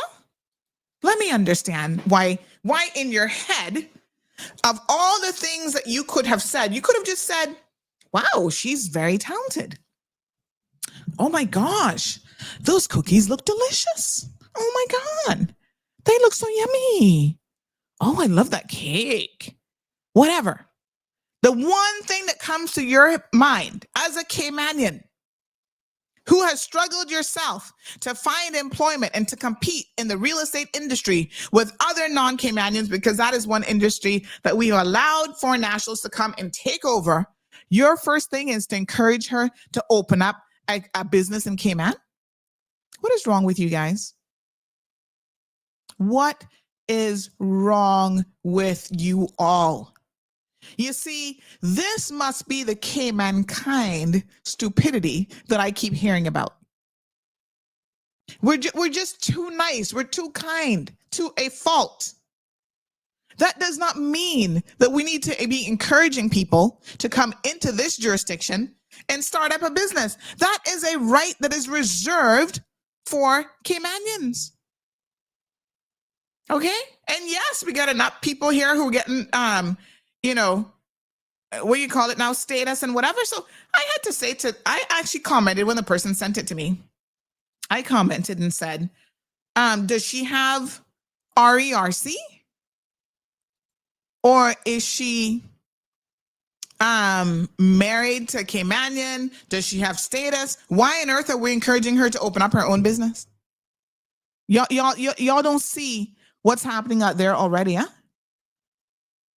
Small business owners are having a tough time because every Tom, Dick, Harry, Elizabeth from all over the world will come here, get status, and then next thing you know, competing with you. Just a couple of days ago, I had a Jamaican young lady call and complain to me, right? About her work conditions. Well, not for nothing, but she was saying the Filipinos were coming in, and all of a sudden, once they came in, one came, and then they brought their friends and got her fired from her job. And I was listening to her very intently. I said, out of curiosity, where is the owner of the business from? Oh, she's originally from but she now has Cayman status. So therefore, Caymanian. I said, oh, okay. Yeah. And the funny thing is, some of the people carrying out the worst abuses are the people who've had the privilege of becoming a Caymanian. Yeah. And they treat some workers the worst. So I said, well, honey child. And then doesn't want to give the Jamaican lady her release letter. I said, no, she can't not do that. She can choose not to do it, but you can go to WRC yourself and give them the evidence of what you said she's been up to, and they will release you from that work permit. She can't hold you hostage. Y'all need to stop it. Do yourselves a favor and stop this foolishness. Okay? Stop encouraging people to go into businesses. They don't even have her. She's here working as a nanny. She does not need to open up no business. You have cake skills? Go work for one of the bakeries. Foster's is hiring, I'm sure. Colonel's bakery probably hiring.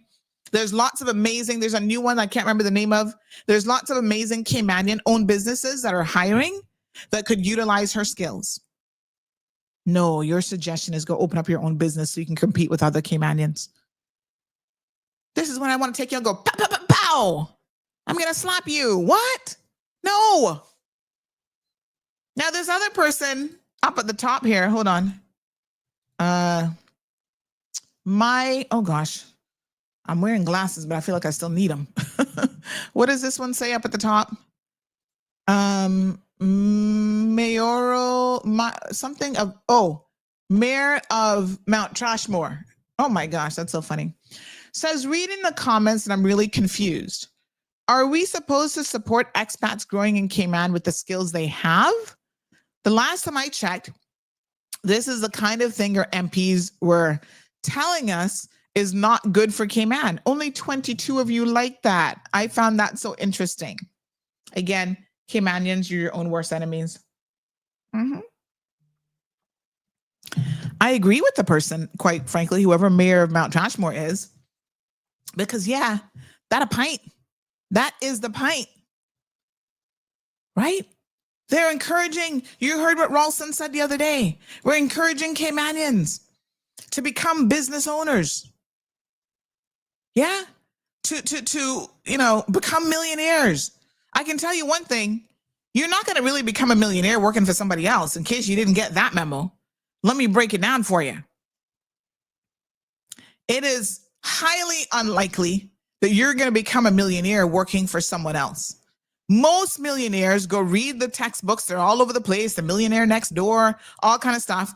Most millionaires become millionaires from being a business owner themselves. Okay? And you're not going to be able to do that unless you have opportunities in your own country to be able to develop businesses, to be able to put on your business cap. And I'm trying to just find this, let me play this little clip from when Ralston was on Friday, right? To develop businesses and to become successful in a market that is extremely competitive already. What do Caymanian businesses complain about? The worst thing that happened to this country for small and mid-sized businesses was when McKeever Bush and his cronies gave away those 2,000 plus status grants.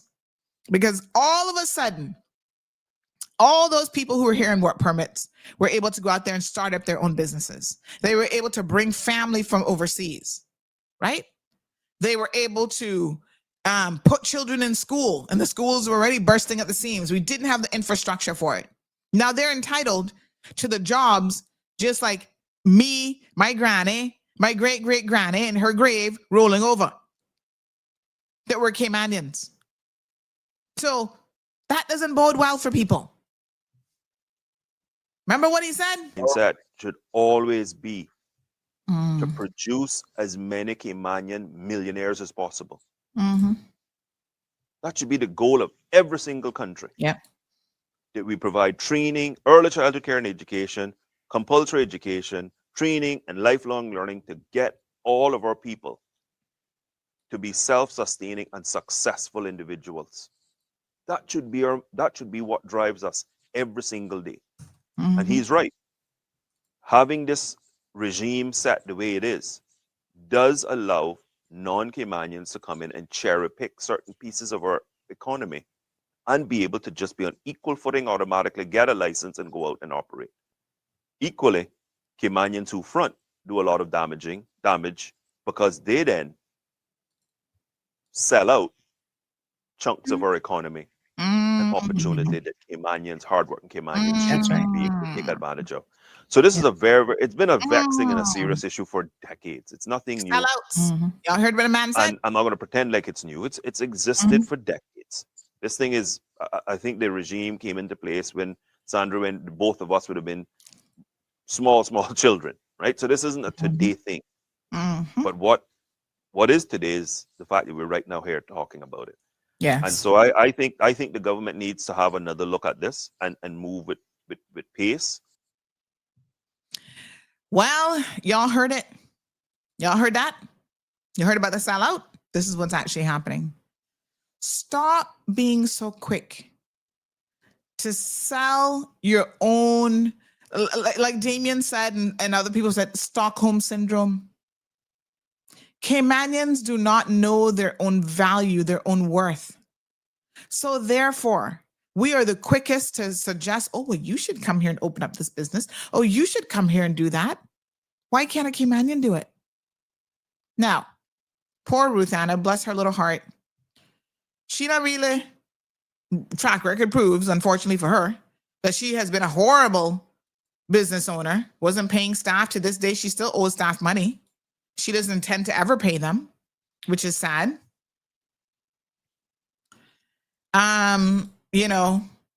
It's just one of those things where I guess we just have to, oh my God, these people. which is absolutely ridiculous. Come on now. Come on. What on earth is wrong with you guys? Just because you were a failure as a business owner doesn't mean that every single Caymanian is going to fall into the same pattern. There actually are some Caymanians who will pay their bills and who are going to be successful business owners. Don't be encouraging other people to just come here and set up a business.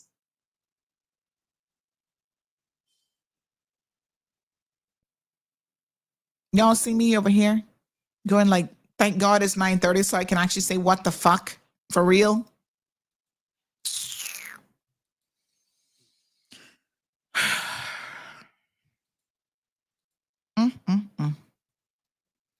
All I can do is shake my head. Anyway, the fees have gone up. Right to be Caymanian by marriage is now $3,000. Somebody say it should have been 15 grand. Oh my God. Gabby says, I'd love to know how many of them actually support any Caymanian own small businesses. Melanie says those are the ones that change profession after 3 months from a nanny to a baker. And this is why, again, this government is saying, no, if you come here on a permit, you're going to stay on that permit and you're not going to be able to change for quite a bit of time. So yeah, I agree with that. The grant fee for the right to be Caymanian by naturalization is going to go from $1,000 to $500. The fee for right to be Caymanian granted by the governor and cabinet is going to increase from $1,000 to $5,000. That's it. Now, let me tell you something. I know that they have been stepping up the, putting the pressure on the people who can afford it. Most of these people who get it by cabinet, like the Monique Hamaties of the world, $5,000 is like pooping sprinkles to her. That ain't no money. When her dad put in her application, you don't think the Hamaties got money? That one should be 15. Y'all need to put a 1 in front of the 5. That should be $15,000 if you need it by way of cabinet granting it. And you know what else too?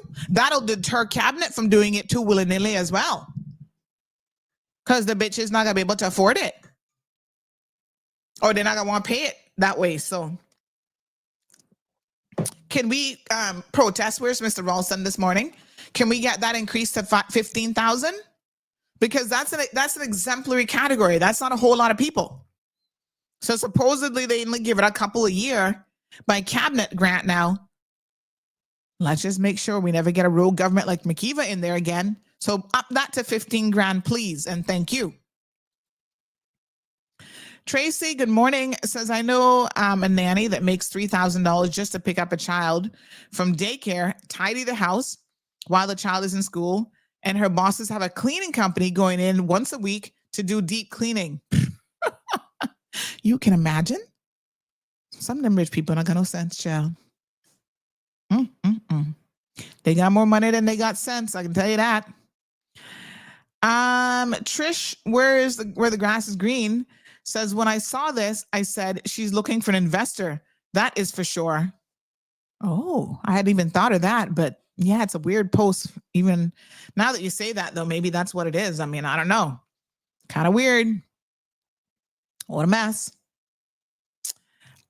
She used that nanny job as a hopper to get there. Even been in a bakery when that permit expires. Right, she's been in a bakery when that permit expires. You know what is so interesting is I have to wonder now, her work permit holder, whoever she works for as a nanny, if they saw that and everything 345, and were like, bitch, what you doing? Why you send this through to everything 345, huh? Got her child up on everything 345. She's probably gonna be out of a job now. She'll be looking for a nanny job. And then talking about you used to be a baker. If you want to be a baker, why did you take the nanny job? My goodness, it's crazy. Carrie says 6 beds per room. Listen, I feel for people who have to make this level of sacrifice. And in some ways, I'm going to be honest with you, part of me admires them for doing it because I don't think that I could do it. Right? But when you're desperate enough to help your family and to stay in a country and get those benefits, you will do whatever it takes. Now, I don't have an issue with people doing whatever it takes as long as it's legal. I have an issue with people doing whatever it takes regardless of the legality of the situation. Right? So that's why these thieves now, that's where they get underneath my skin. No, you've gone too far. We got a problem, Houston. All right. So those are some of the increase in fees. Residency certificate for a person of independent means is going to increase from $20,000 to $50,000. I think that's fair. Some of these fees have not been increased or adjusted at all for 20 years or more. So the government said they're going to provide us some details on that, because I think that it's important for you guys to know that this isn't happening every single year. The issue fee for certificate of PR for persons of independent means, my apologies, is now from $100,000 to $200,000. Well, if you come here and you claim that you're multimillionaire, even $200,000, not a real money. You'll be fine. Application fee for direct investment certificates is going to go from 20 grand to 50 grand. Good. Other immigration admin fees, duplicate certificates, document copies, reentry will increase by 100% to 150. I wonder why they didn't put the dollar amount there. I guess because it varies depending on what you're requesting. Business visitor permit fees will increase by 250% to 600% depending upon the category. And then they're going to have an introduction of an annual national identification fee for work permit holders that is estimated to generate additional revenues $1.5 million. We're going to keep going through these fees as we get to them, because one day we're going to talk about the driver's licensing one as well. Debbie says cabinet status grant should be 25 grand, if not more. Chunk change for those cabinet status grant applications. And I agree as well. I think that that one should be a lot more. I'll send through the suggestion. He's getting more perks than cleaning the house. What a mess. I thought cake decorating was a creative hobby for most people. Well, I mean, it's a business. You don't see how much these cakes go for? The young lady there, help me out now. She's a Caymanian, very, very talented. She has the cake studio. Not for nothing, but you better walk with your handbag and some proper money in order to talk to her. What remind me of her name? Fraser. Is it Fraser? Oh my gosh, what's her name again? But she makes amazing creations. Have you guys seen her cakes? Look at some of these. I'm just looking at her Facebook page here. Girl, this is not no hobby. You better be well skilled. And hold on. Hold on one second. You better be Foley. What's her first name again? Lorianne, right? You better be well skilled. Talking about a hobby. This is serious business, girl. Look at this. I mean, her cakes look amazing, but these cakes don't come for cheap. Hold on. Look at this one. Right? Fondant, not cheap. Oh, this one is so cute. Oh my God, if I showed this to Gigi, she would love it. It's like a little stitch, female and male stitch. She loves stitch. She's going through a whole stitch thing right now. Oh my God, everything is stitch. Everything is decorated stitch. But this is so cute. This is like a cake reveal. This is for the cake reveal. Boy, are you having a boy or a girl? Oh, look at that. Upside down Spider-Man. You've got to be very, very skilled to do these. And the fondant and all the other bits and pieces are not cheap. Oh, this is so cute. Little frozen cake. And so, yeah, it ain't gonna cost you a pretty penny. Oh my gosh, these are so cute. Oh, look at the Paw Patrol one. I love it. Little Zoe turning 3 years old. Oh, mermaid. That's for 6-year-old. Gigi's growing out of a lot of these now. This is an 8-year-old cake. This one, what thing is this for an 8-year-old cake? I'm not getting what this is supposed to be. Is this a superhero? Spanish, so I don't get the reference. Is that a movie? What is that? Oh my gosh, look at this one. Cute little Mexican theme there. Oh my gosh. Don't open dead inside. That was someone who was turning 31. Okay, then. This is cute, girly. Little Paris theme there for Julia. Super Mario Brothers for 4-year-old. Another Paw Patrol one. So yeah, I mean, this is not a hobby. This is called a business. Okay? And these cakes do not come cheap. And it certainly isn't cheap to run a business of this nature. And so there are lots of, Lorianne, thank you so much, YouTuber. Yeah, there's lots of businesses out there that are competing with her in some form, shape, or another. So it just depends on what you want. It certainly depends on your budget, what you can afford, because Lorianne is at the high end of the cake making business. So, you know, if your budget can't quite handle her costs, then you go somewhere else. So a hobby, yeah, there's not a hobby. What I do is a hobby where I don't even have to worry if the icing's on properly. I'll be like, y'all will be fine. The cake tastes good. That's all that matters. It doesn't have to look good. No. When you're in the cake making business, oh, this one is cute. Look at this one. When you're in the cake making business, it's got to look good. It's got to taste good. And then some people come with dietary restrictions and they want this and they want that and da-da-da-da. Girl, wedding cakes, all kind of stuff. So these are really pretty. Very, very talented, I must say.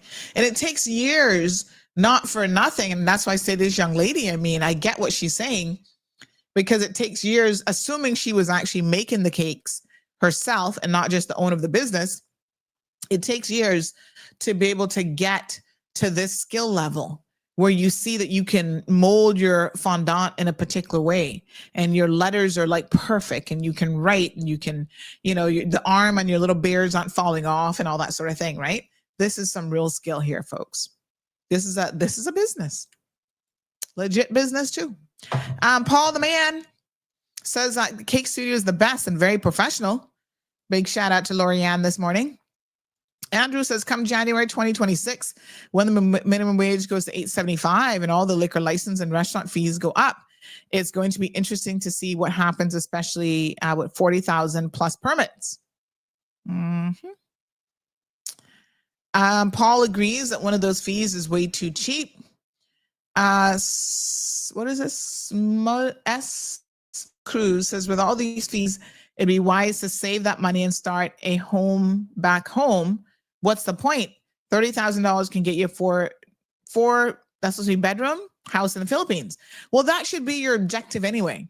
Your objective is not to follow the advice of Ruth Anna and start up a business here. You've come here to better your lives wherever you're from, whether you're from the Philippines, Jamaica, doesn't matter. Okay? So yes, save your money. That's why you make the sacrifices that you do. That's why you're going to bunk share with somebody or bed share, whatever, right? You're only here for time. Save your money. And then when you leave, you can go back home and you can invest. What happens though is some people never want to go back home, which is really kind of sad when you think about it. Because they just want to, live abroad and living, some of them living this highfalutin life. They send a little bit of money home, but they're not really focused on their future. How do I know this? Because we have tons of examples. Do you guys remember? Let me just pull this one up here. What was her name again? The one that we finally got deported the other day. Oh Lord, Mary Mary Jean. Oh, what a friggin' nuisance she was. Came here from the Philippines years ago, and she has done nothing while she has been here but sell front, give front away, use the babies that she's got from selling front and giving it away, to use people, steal from her co-workers. Hold on here now. Yeah, you guys remember Mary Jean. Hold on. I'm going to put this screen over here so I can jog your memory about Mary Jean. Remember her? This bitch been stealing for years. We have been reported on her long time, and she wouldn't stop. Remember back in 2014, she was trying to get PR, and I was telling you all about her. Here we go again. This woman can steal, you see? Did a whole show on her, a whole interview with her victim. All she was doing was going on stealing from people. But you see, she wanted them to just want to come here and look pretty. Yeah, that's what she's all about. Looking good. She had no intentions of ever going back to the Philippines. Thank God we finally got her deported because she kept stealing from people. Right? And then see the daughter walking right in her shoes. Next one, selling front. Like I said, they're giving it away too, but y'all know what I mean. So see the daughter there? Last time I checked, she was working Mango Tree. Following right in her mother's footsteps, here to abuse people, steal from people. See, they're being sued for borrowing $3,000 from someone and not paying it back. But they figured a little straight hair can go a long way for some of y'all. Put on a little bit of makeup. Y'all can ignore the nose because, you know, they got noses like us pretty much. So unless they've had plastic surgery, they got a black person nose. And, you know, doing the most for years. She even sold her own baby. I tell you guys, you guys don't know the most of it. She was using the first child.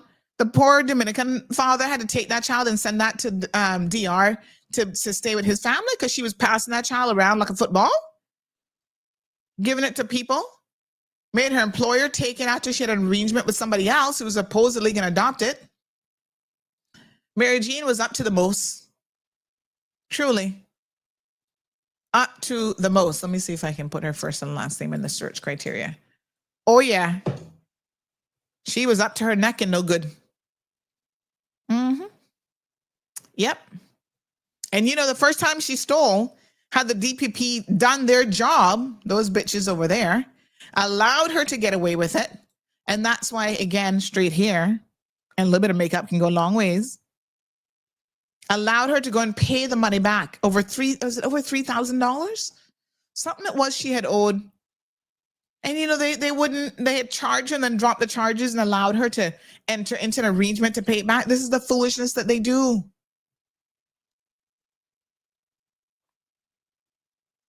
Let me see if I can find that one. Y'all can go and just Google her name. It's all over the place, child. But that's what she was up to. So finally, in March of this year, immediate deportation. They took her straight from the court and put her backside on that plane. Let me give them a kabam. Finally got it right. Finally got it right. Finally, off of the beautiful Cayman Islands. So, you know, unfortunately, see, back in 2020, habitual thief gets away with stealing $1,800 after DPP agrees to plea deal. They wouldn't be giving no Caymanian a plea deal, I bet you.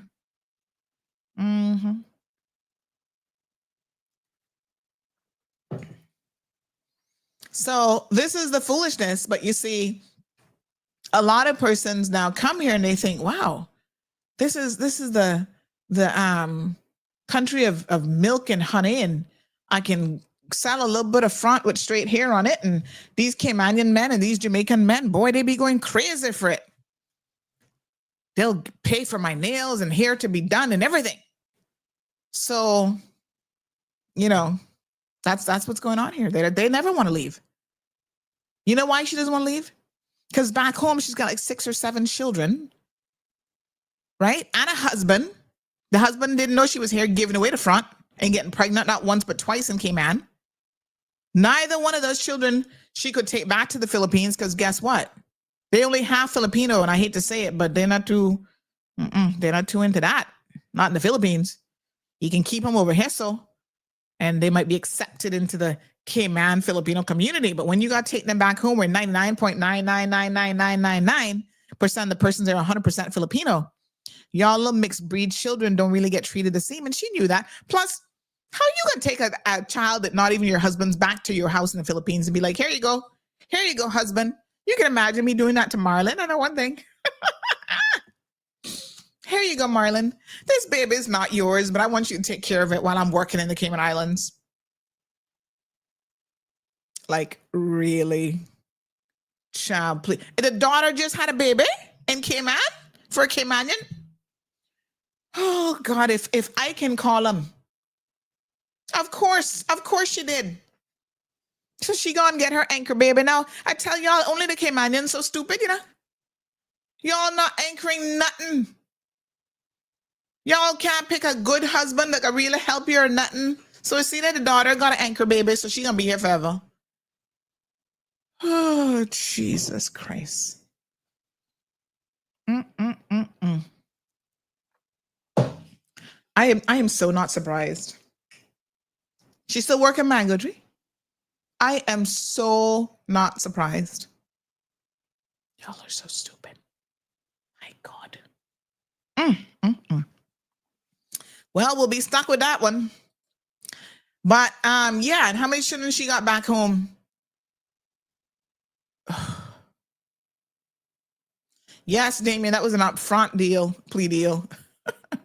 Front first. Oh my God. It's ridiculous. It really, really is. That a pint. You better believe it, Andrew. That is the point for them, boy. Ay. Desperation, I guess. You know, they'll do anything to stay in the land of sea, sun, and whatever. Should be sea, sun, and sex, because that's what y'all really be going on with. Not sea, sand, and what is it? Sea, sand, and sun, right? It should be sea, sand, and sex. Yeah, because y'all putting sex down as a priority these days. Aunt Lottie need to talk to y'all about that. Y'all need to do better. Cayman Brat says some Filipinos are prostitutes. Well, not for nothing, but we've shown you the pictures of that one with her front and back side all over the place. And trust me, I saw the unedited version, and I've not even seen my own lady parts like I've seen hers now, because she had them all sprawled out all over the internet. And then trying to claim that, oh, you know, maybe that was her ex, another Caymanian fool who was trying to circulate pictures. Bitch, there'd be no pictures to circulate if you weren't videotaping yourself and had yourself all over OnlyFans or whatever the cheap knockoff version of OnlyFans was that you were trying to be on. Okay? Sure. Yeah, they're gonna sell it all to y'all. I always wonder why people do not want to return home. It seems very sad to me. Well, Tartarian, I think it depends on the situation. And the truth is, for most people, right, despite how much they want to complain and cuss Cayman, and we're going to go on to that Jamaican fool over the weekend who was cussing and complaining about us, right? For most people who want to cuss and complain about Cayman, the truth of the matter is this place is still the best that they have ever had, even with the cost of living, because there are things you can't make up for, like safety. Very few of them ever want to go back home. Because then I got nothing to go home to. I remember when Marlon first came to Cayman. I didn't know him then, but let me tell y'all something. He used to work in the hotel industry, and he worked for people like, what's the big guy who owns all of the hotels on the North Coast, Montego Bay and stuff like that? Oh man, what's the family name again? But he's worked for all these multi-millionaire Jamaicans, Chin and Ying and this one and that one. What what's his name? So Lord. Oh, help me out here. Y'all would know him, man. Really big businessman. The other day, I think he died and the family was fighting over the property and this and that, and the millions that were left and hundreds of millions and this, that, next thing. What the heck is his name? But anyway, that's who he worked for. And when they find out, Bush Stewart, he's worked for Bush and he's also worked for another one, Chin or something, Lee Chin, Wing, Shang, Wang, something. Anyway, these people, like, they call him, Marlon, me hear say you leaving Jamaica. Where you going? K-Man, not got nothing for you. You come down this way. Me I give you a pay raise. Marlon was like, it's not really the money. He wanted like the experience of having lived. He's only lived in Jamaica. He wanted to go somewhere else, live somewhere else, whatever, right?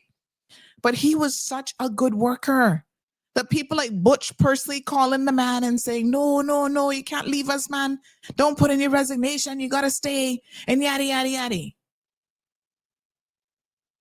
He is the type of person where anywhere he go, I'm still live on the radio. Hello? Hold on. I'm still live in the radio. You're calling me to talk on here? The car just seen it but we got headed towards the 4-way in West Bay. Oh, okay. Let me message Popo right now. Okay. All right, good.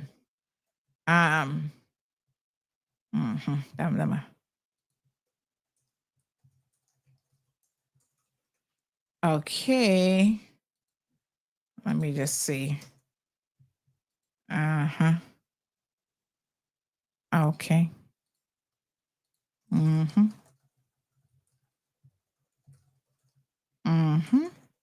Getting criminals off the road, honey child.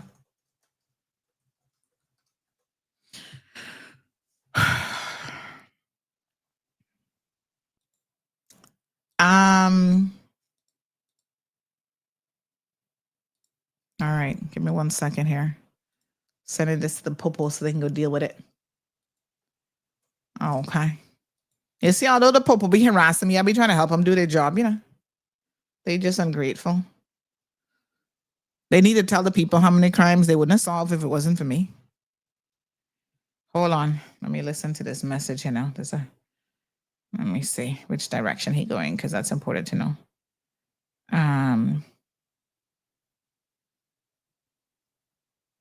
Oh, okay. Okay.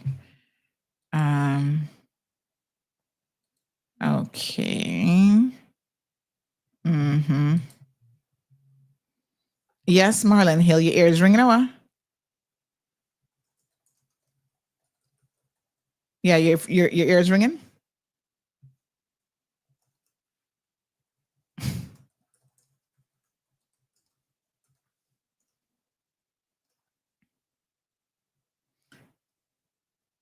Where he emailed me?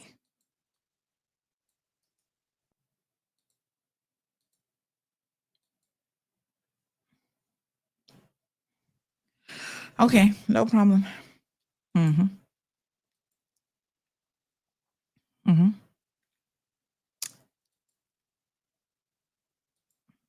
Just send it to me on WhatsApp.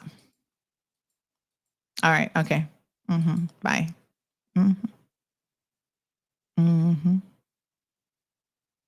Okay. Okay.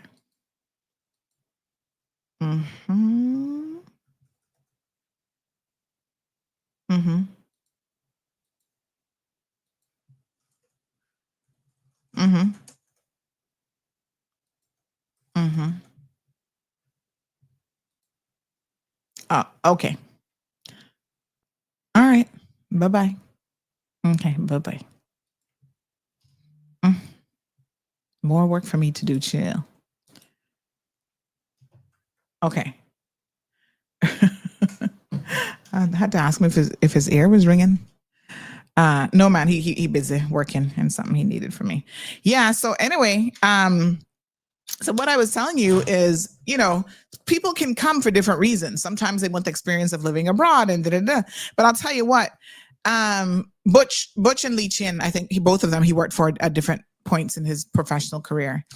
But there are times when people will move for different reasons. I mean, look at me. I moved overseas. I was a child at the time, but it was really about opportunities, because then, given the family that I came from, the situation that I came from, the opportunities for me in Cayman were going to be dire, to say the least, right?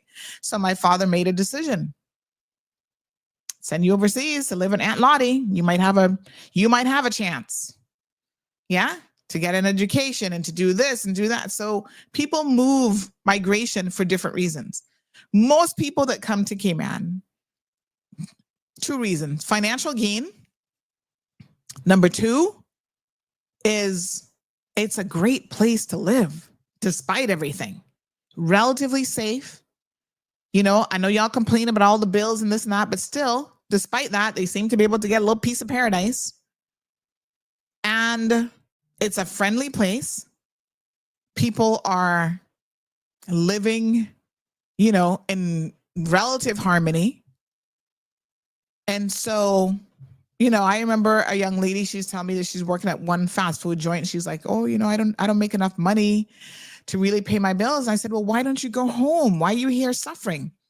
Remember, she was, her family called from overseas saying how she wasn't sending money back to take care of her own children. And that's not what they signed up for.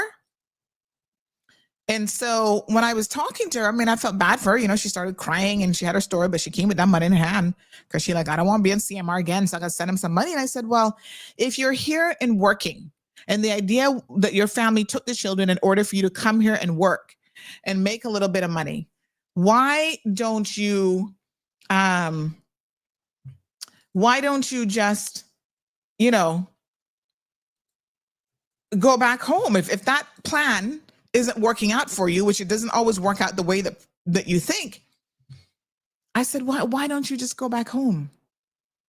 Why would you stay here? Why would you continue to suffer? She even people telling her, oh, she must get married to Caymanian, but I don't want to do that. I don't want to do that, Miss Sandy. I was like, that's because you're not finding the right fool yet, truth be told.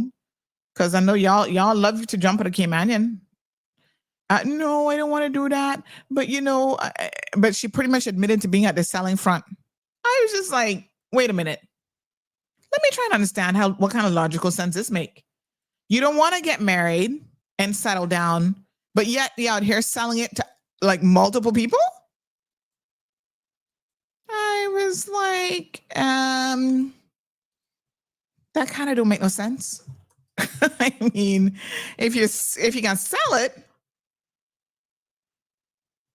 to one man who can take care of you. It doesn't make any sense selling it to multiple people. That's just nasty. That's called prostitution. At least if you got one husband, you know what I'm saying? He's going to help take care of you. But apparently, no, she would rather bet they're selling it to, a couple people. Well, I'm just like, what a heat. But I said to her, listen, my heart broke for her because I don't want to make light of this. There are people here who are definitely, suffering. And so my recommendation to them is do not suffer here under any circumstances. Go back home. But you know what she said to me? And this is what it boils down to. In that moment, I totally get it, right? She actually said that the reason why she stays here is because Cayman is still so safe. She's like, back in Honduras at night, I have to be afraid. If I have an evening job, somebody might grab me. I might be sexually assaulted. Some of these women have already been raped and sexually assaulted. They make, and I don't want to belittle the sacrifices that they're making, because some of these women are wonderful parents. They're not all like Mary Jean. Some of them are actually really good parents. They're good spouses. They come here and work here for years and they never engage in relationships with anybody else. They're not having multiple families all over the place. They just come here and stay focused and work, right? Some of them are giving their country a bad name, the countrymen a bad name. It's like the real estate one. Remember, she was also Filipina, stealing money from her own people. Not real estate, during COVID, she was doing these tickets. What do you call it again? Hold on. Where she was selling them tickets that didn't even exist. She was carrying out all kind of fraudulent activity. Travel agent. Remember her? Irene Garcia? Yeah? So we, not for nothing, but we've had a couple Filipinas, more so the women than the men, really exposing that they're using their smarts for all the wrong reasons. Getting involved in a hot mess. Let me remind you guys about some of these. Remember her? Travel agent headed to jail after stealing from clients back in 2022. More than 10,000, but they settled on 10,000 from her own Filipino people with this global travel consulting agency. So she was stealing, and you know what? Had the nerves to show up in court wearing fake designer belts. If it was the real thing, what was the name of the belt? Chanel. If it was the real thing, these belts cost hundreds and hundreds of dollars. But I'm thinking to myself, it's so interesting because she shows up to court trying to put on this persona that she has money. And I'm sure the judge was sitting there looking at her with the fake shoes, the fake slippers and whatever, thinking, got braces on, jewelry, all kind of stuff, claiming that, oh, you know, she's trying to help financial woes. And this is another example of a thief that's stealing and then won't come to court claiming that they're stealing to help people. She would even pretend to be sending a deposit back and falsify the entire document. Y'all need to go read this stuff. This is like next level, fraudulent. And the court was not buying it. You didn't have to do that. And then you have the audacity to show up to court looking a particular way. Like you just walked out of a magazine. That's what you're more concerned about. Designer shoes, handbag, and belt. Even if it's the fake stuff. Why? Then here's another one. This one was marriage scam. Rose. Okay? Committed bigamy in Cayman. So got a husband back home and she here living her best life. See all the documentation here? We had everything on this one. This was good. This was a deep investigative. This is what you call proper CMR expose. Look at her getting married with the husband right there. Oh, yeah. They were posting stuff all over the place. And then we got the marriage certificate from the Philippines and all this kind of stuff. What a mess. Hopefully she's been deported by now.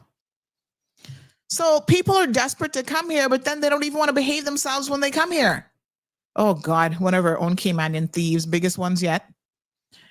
So, you know, not good. My apologies. Not good at all. But yes, the desperation is real. And I feel bad for them that they come from countries that don't have opportunities or the population so friggin' big, the chances of them being able to get an opportunity is slim to none. But we're very inviting. You come here and you just got to know how to behave yourself. We don't really ask for a whole lot, you know. Yeah, the Nepalese, that's the next bunch that we're going to have to be watching because they're a bunch of criminals too. And when I say that, I mean the ones that we're attracting here have been proven themselves to be of the criminal, you know, mind. They're coming here doing the most. All right, here's the video of the baby stroller thief. She got caught pretty much right away. So there they are, two women picking up goods. Now, as big as they are, did they really think that nobody wasn't going to see them stealing or what? Oh, there's my little friend. You see the young man who just walked by in the black? What his name is again? Oh my gosh. Every time I go there, he's so helpful. Him. Oh my God. He looks so stylish. Look at him. He know what they're up to, do you know? See him standing right there looking at him. Mm-hmm. Oh yeah. He ready like, oh, you see those thieves behind me? Keep an eye on them because they're going to put that perfume down their front. They're going to be hiding that in their bosoms. Remember how your granny used to put money in her bosoms? Not them. They're going to be hiding it in their bosoms. Honey child, y'all can't be, sorry, the camera kind of switched. Y'all cannot be missed. What a bunch of fools. Look at them. And see, he walked right over. But he knew what they up to. That's why they were able to arrest them right away. He was like, go call the popo. Call the police and these bitches. They come in here with no baby in the stroller. The stroller is to put all the stolen goods in. So this was also happening on Saturday. Retailers, 'tis the season. You have got to be very, very vigilant. Because, trust me when I tell you, these people see Christmas coming, they want all the good stuff, and they don't want to pay for it. They don't want to, it's just ridiculous. They just want to steal. Dave says that selling front is very, lucrative? Lucrative. They're making money. They're making more money than doctors, lawyers, and business owners. Every nationality is selling front. Them houses, mortgage payments ain't cheap with a Mercedes. Well, I can tell you who not selling front, Dave. Yours truly. Oh, God. Aunt Lottie would kill me. What a disgrace. No. First of all, blessed is he that has his own, honey child. I don't want no man to have nothing over me, to be able to say that he gave me anything. Oh, hell to the no. Dave, I will keep my front to myself before I can sell it. Damien says that's also legal in Cayman, selling fake stuff as real. Well, I don't know where she's buying it from. I don't know if she bought it here overseas. But what I can tell you is that she came to court full of it.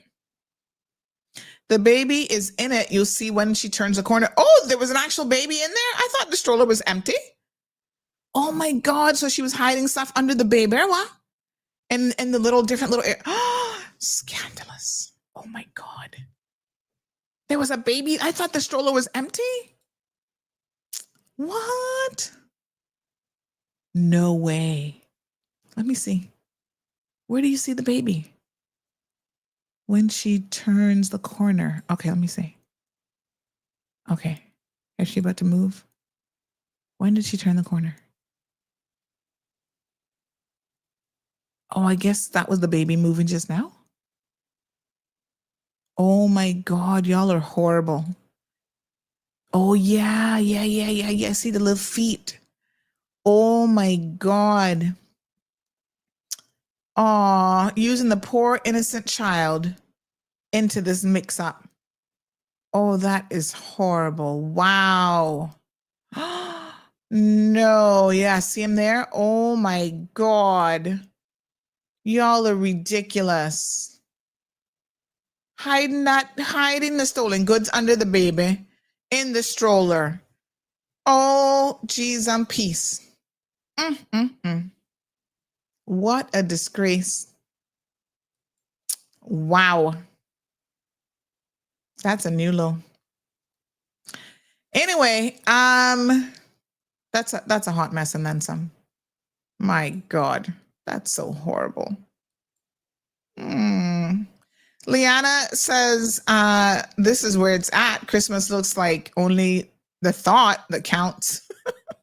Well, they gotta be spending Christmas in jail, so I'm not even, where are they from? Let me see if I can find out. Hold on. Those two kind of look Caymanian, I'm gonna be honest with you. They look like towners to me. Fools. And they should go to jail just like the Jamaicans. Making the child a criminal before time, right? Somebody says, you sure the baby wasn't stolen too? Oh my God. No, sir.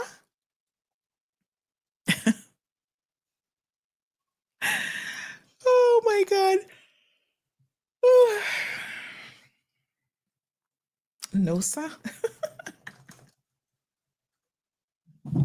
No, that they're not likely to steal a baby child because they don't want that responsibility.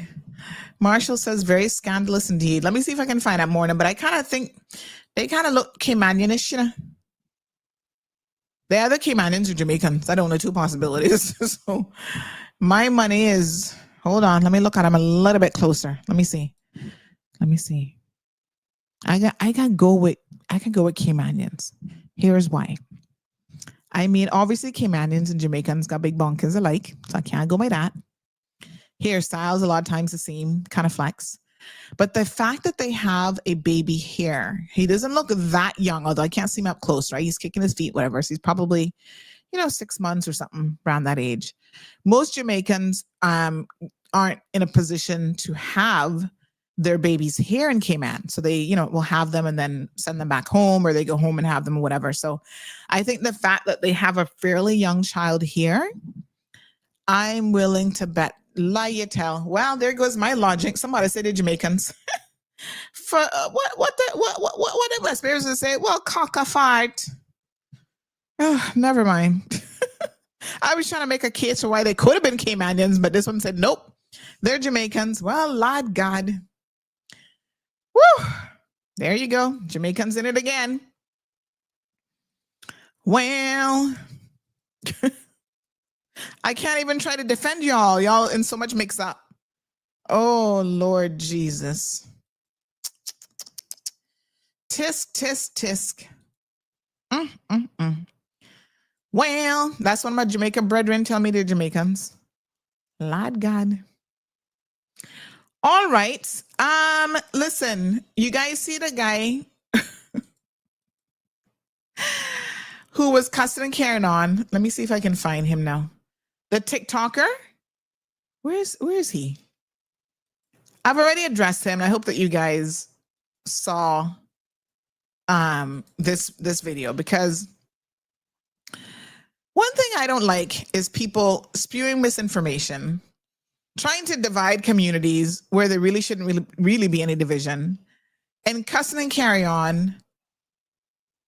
It's like his ignorance was escalating more and more the more that he spoke and the more that he talked. Ray John, you called it, honey child. I was kind of like, maybe they Caymanians, cause like I said, the body, you can't go off the body no more, Paul, the man, says they're not no Caymanians. I mean, I was willing to put a little 50 cents on it. But yes, turns out they're Jamaicans. What a heat. Oh, poor baby. My goodness. I wonder if they want to give me that little baby. Oh my goodness. I feel so bad for him. Being exposed to this level of criminality already. Miss Jean said a yard is. Paul, the man, says that tiny hair bun is a Jamaican signature style, Yeah, but Caymanians doing that kind of foolishness now too. So you can listen. Some Caymanians, they be adopting everything straight out of the yard. Could be the caretakers. Gina, I would hope not. Oh my God, can you imagine if that was your helper with your baby and then they went and stole with your baby in the show? Oh my God, I would have to beat a bitch. I'm sorry. I'm not a violent person, but in that instance, I would have to beat a bitch. You're not gonna take my baby. That's why I'm not trusting nobody with my child like that, No, sir. You better know. You're not taking my baby out doing no shopping with him or her. Nuh-uh. Oh, hell no. Oh my God. Heat. What a heat. Well, let's have a look at this donkey. Yeah, so I'm gonna see this couple of videos. Which crash was that? One of the guys that died in this crash, baby mother. Oh, this was the one up no way. This was the one that oh my God, that one was so sad. This is one up by Coral Bay. Remember where like the explosion and then at least 2 people were killed, right? 3 died. Remember that fiery crash? So one of their baby mother. Oh no. Oh man, that is messed up. Now that is what you call fucked up. Lord have mercy. Well, they got arrested, honey child. Let me show you the arrest photo. Yep, she's arrested. Good job to which store is this? This is Penha? So yeah, they were on it, and yeah, that was the 3 that, oh man. I wonder, is the baby for him? Oh, that is so horrible. Oh my God. Miss Lucy, you fell asleep. Welcome back. Guess we won't be sending for him. Lord Jesus, try and behave yourself. Oh, she was on a real mission. I mean, they walked her right out of there in handcuffs, honey jail. I wonder what they did with the baby. Oh, I feel so bad for the baby. The baby was an accomplice now, says the real Michelle. The baby's not an accomplice. But who took the baby after they took them off? Oh, the baby probably have to go into DCFS, and then they're going to have to find, no, the baby not going to jail. And then they're going to have to find a way to send the baby to Jamaica. Oh, as seen, you can see them throwing a bottle of perfume in the stroller. No regard for the baby. Kudos to the Penn staff who were trained to be vigilant, caught them in the act. Oh my God. Yes, big up RCIPS, honey child. Grab them all. Grab all the thieves. All right, so here's our latest TikToker trying to, try a thing. Wilbert says, dude, they believe that they're living in the 1980s when there's not many security cameras in stores. In this modern society, what would lead them to believe that they wouldn't be caught? Do they have a brain? No type of stealing should be justified. Stealing is wrong. Speaking of which, don't forget to go and participate in our straw poll so that we can see. Let me check the results. We're going to post this up here. And I find that when I do stuff on the WhatsApp channels, results, that you guys tend to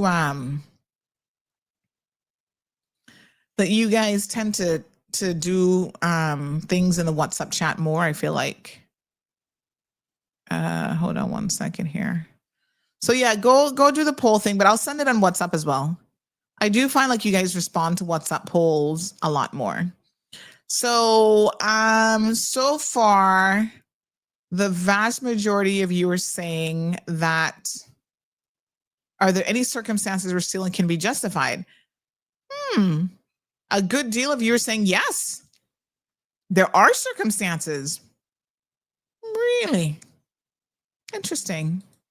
Okay. Well, keep voting because I am very, very curious about this. I see. I guess you could probably think of extreme cases, but I'm surprised. Okay. So let me see here. Edit.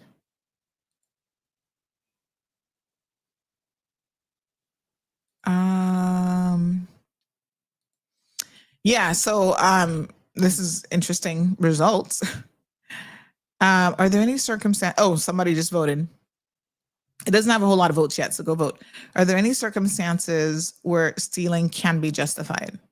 Oh yeah, y'all are starting to vote now. Go vote, go vote, go vote, go vote, go vote. And I'm gonna put the same question in the CMR channel because I'm curious to see how you guys think. Yes or no? Should I put a maybe? No. Leave it as yes or no. Because a no would be, or yes would be a maybe, depending on the circumstance. Someone says, I mean, stealing is wrong on all counts, but take, for instance, a bad storm passes through and causes much destruction, and people break into supermarket to steal food. That's going to go bad anyway. Is that right? No. Can it be justified? Probably. But you know, the crazy thing is a lot of instances, what you end up knowing, oh Lord, apparently it's Janelle and her Aunt Sadie, two thieves, long time. They've been doing this long time, and that's why Janelle don't have a job. Remember, karma is a bitch. Yes, sir, says Sassy Boutique Clothing.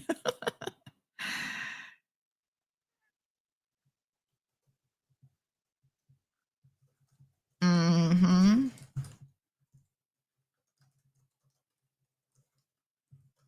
Mm-hmm. Interesting. What a hot mess. Good morning, caller. Wagwan. Yeah, I fall asleep. Sandy, please You fell asleep. do not put back that guy voice because I didn't hear him that day. I only hear the one that was cussing came and here with. Please do not put that man voice back over the phone. Our cousin came and we thought it because so. Please don't do it. I don't want to hear it. Please. It's disgusting. I was frightened when I was laying down the other night and hear it. I said, what? I said, what? You have ever been to the Cayman Island? Can you say? I'm asking you, has he ever been to the Cayman Island Well, at all? according to him, that's why we're going to listen to it, because we want to hear exactly what he says in his own words. So according to My him, he God. hasn't been here, but yet he had so much to say about Cayman. I was like, really? We can I play tell it. you, So we if are you don't, so if you don't want to, if you don't want to ungrateful. hear it, go back to sleep. Well, I'm in the kitchen. All right. I'm in the kitchen, but I leave the tablet in the room. Yes, my love. You know, we are so ungrateful. I can't believe when I buck it up. I said, what is this? Well, I heard the other little one with the problem with Cayman Airways. But when I hear this one, I tell you, I was lost. Come on, Sandy. Yeah, that's what he told our government. Our We government got must to go. do better. Our government We must got go to do suck up their better. mama. You can imagine. We've got to do better than this. We've got to do better. Imagine Cayman Airways, all them boys down there trying to get back life for the people. They don't see the destruction that's going on down there. I was watching it with the children. They having them a plate of food and water, one drink. I had to cry. It is so sad. You know, it is so sad. And imagine how he going on. They're not the long time Jamaican that come Cayman. Because we come there to live with you all, not to live against you. I'm not telling you I'm my little share, you know. Because for the money trouble they are customers and for the fight, I'll go fight too. Depend myself. But I don't walk around and cause people and be ungrateful. So, All right, honey child. Thank you. All right, all right. All right, my dear. Yeah, I mean, listen, y'all need to get your shit together because the number of Jamaicans that are unfortunately involved in criminality is not a small number. Let's not kid ourselves here. And not for nothing, but they go to every country and embarrass themselves. And they make like I said, all the good, decent Jamaicans really look away. So let me say this much, right? Even you guys saw this child molester who got this 13-year-old child pregnant. Where y'all think he from? Let me be clear. We got nasty ass Caymanian men too. But Jamaica has one of the highest instances of child molestation in the entire world. I'm going to say it again. They have one of the highest instances of child molestation in the globe. This rape culture. All right, let me get y'all some information.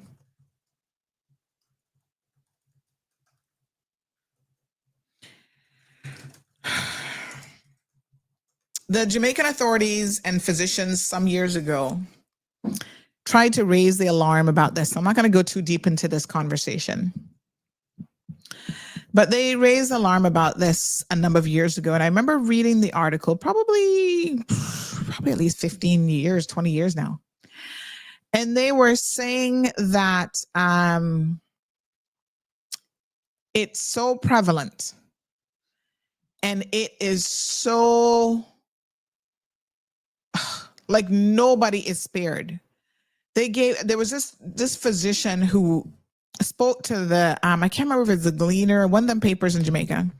And she gave details. And of course, the government got upset with her. Like, what are you telling people all this for? She said, people need to know the magnitude of what is happening to children here in Jamaica. And I'm talking about youngest victims being days old. It takes a certain kind of a son of a bitch to molest a days-old baby, toddlers, 6 months old, 2 months old. And some of them are violently assaulted to the point where their female parts, they are mashed up. They will never be able to bear children. They're giving them, STDs and all sorts of stuff. And this physician came out and talked about the abuse and exploitation and how some of these no good mothers have these men sleeping in the same bed with their children, practically giving them access to children. Yeah? You need to go and read up on the Jamaica Violence Against Children and Youth Survey. It is one of the reasons why so many little young girls go missing. And when you find them, they've already raped and killed them. So it is really, really horrific. Some of the highest levels of violence in the world against children, including sexual violence, comes out of Jamaica. And so when we were reading this story about this 13-year-old child that had gotten pregnant for this no good man, first of all, let me say this, and I'm not second guessing anyone who's in this situation. And I certainly feel for the mother who is trying to navigate this as best she could. But you need to really, really think carefully when a person is raped, because that's what this was, whether or not you want to and they become pregnant as a result of it, whether or not you actually want to have that child, have that baby. For me, I think it is a horrific thing. I can only imagine to be raped and then to turn around and be reminded of that rape for 9 months by the evidence and proof of that rape growing in your stomach as a 13-year-old child. Then you have to give birth, whether it's by C-section or natural birth. I'm sure they did a C-section. And then you're going to keep that child and look at that child every single day and be reminded of what this man did to you. And guess what? He now has legal rights to the child because as far as I know, there's no legislation in Cayman that would prevent him from having rights to that child. And I'm told that he's already trying to do stuff to get to that baby and to continue to get to the victim. In instances like this, abortion needs to be an option here in the Cayman Islands. Now, some people might believe, well, if you abort the child, then you have no proof. No. There's DNA that you can take, even at the earliest stages, that can prove who the father is. Y'all need to get caught up with the technology. And he's a Jamaican that, to my understanding, now has Cayman status. And so I don't even know if after this horrific act, if we're going to be able to get rid of him.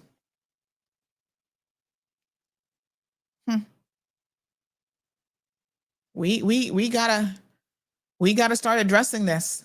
Like I said, we have to deal with our own no good son of a bitches that are here molesting children. Some of them molesting their own children. But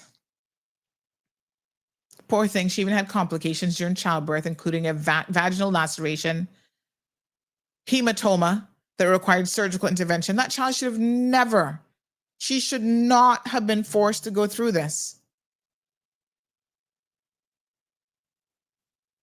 Oh my God. See what it says in the report? After being arrested and released on bail, the defendant repeatedly contacted the victim, sent a message that included threats, pressuring her to change her statement to the police. The message warned that he would stitch if they didn't get him out of it, and told her to tell them the truth or I will. According to the victim's impact reports, the defendant continued to insult the victim throughout her pregnancy, calling her degrading names and denying paternity despite later DNA confirmation. I mean, this is just, I can't even read any more of this because it makes me physically sick. If there was ever a case for someone getting the death penalty, it should be this, not just 28 months in jail. For all of our leaders, you guys we're giving you time to get in there and do your job. Most people are happy so far with this coalition government. But there is one area that I really need for you guys to step up, and that's this: protecting your children. We need some serious, we see how quickly you can get the money flowing, put in some new fees. Can we do that kind of review when it comes to the protection of our children? Can we do that? Because there's no better, bigger asset that we need to protect in this world than our innocent children. We need some mandatory sentencing. Any defilement of a child, which is 16 and under, you should get a minimum sentence of 10 years imprisonment. It should be once you finish your sentence, I don't care how you got status, I don't care if you married a fucking rock down in East End, deportation should be automatic. We don't want people like that staying here. Because as a 24-year-old, if he can go after a 13-year-old child, a 12-year-old child, trust me when I tell you, he'll do it to anybody, younger as well. Get people like this, once we know who they are, strip them of their PR, their status, whatever, and get them out of this country. We have another one now that's coming up, Bailey, right? That's the one with the pharmacist's wife. He's going to be sentenced here shortly. When he's finished sentencing, both him and the wife got to go. Because the story is that the wife gave the girl, which is her own niece, the morning after pill to ensure that she didn't get pregnant. So she's just as culpable. I don't know why she wasn't charged. Working HSA as a pharmacist, and that's the kind of bullshit that you can do. We need some of the social elements of what's being messed up in Cayman to also be addressed. And we know how quickly you guys can do it. We see how motivated you are to get that budget through and get that money. So let's focus on some protections for children as well. So when this little fool man, this TikToker starts out talking his bullshit. Over TikTok about what going with Jamaicans in a Cayman. First of all, he's so ill-informed. Like, I don't know who he said. His source apparently appears to be TikTok, right? Because this is what he says. It's all over TikTok about, Jamaican Cayman. I don't know what TikTokers he's following or where he gets his information from, but he is very misinformed.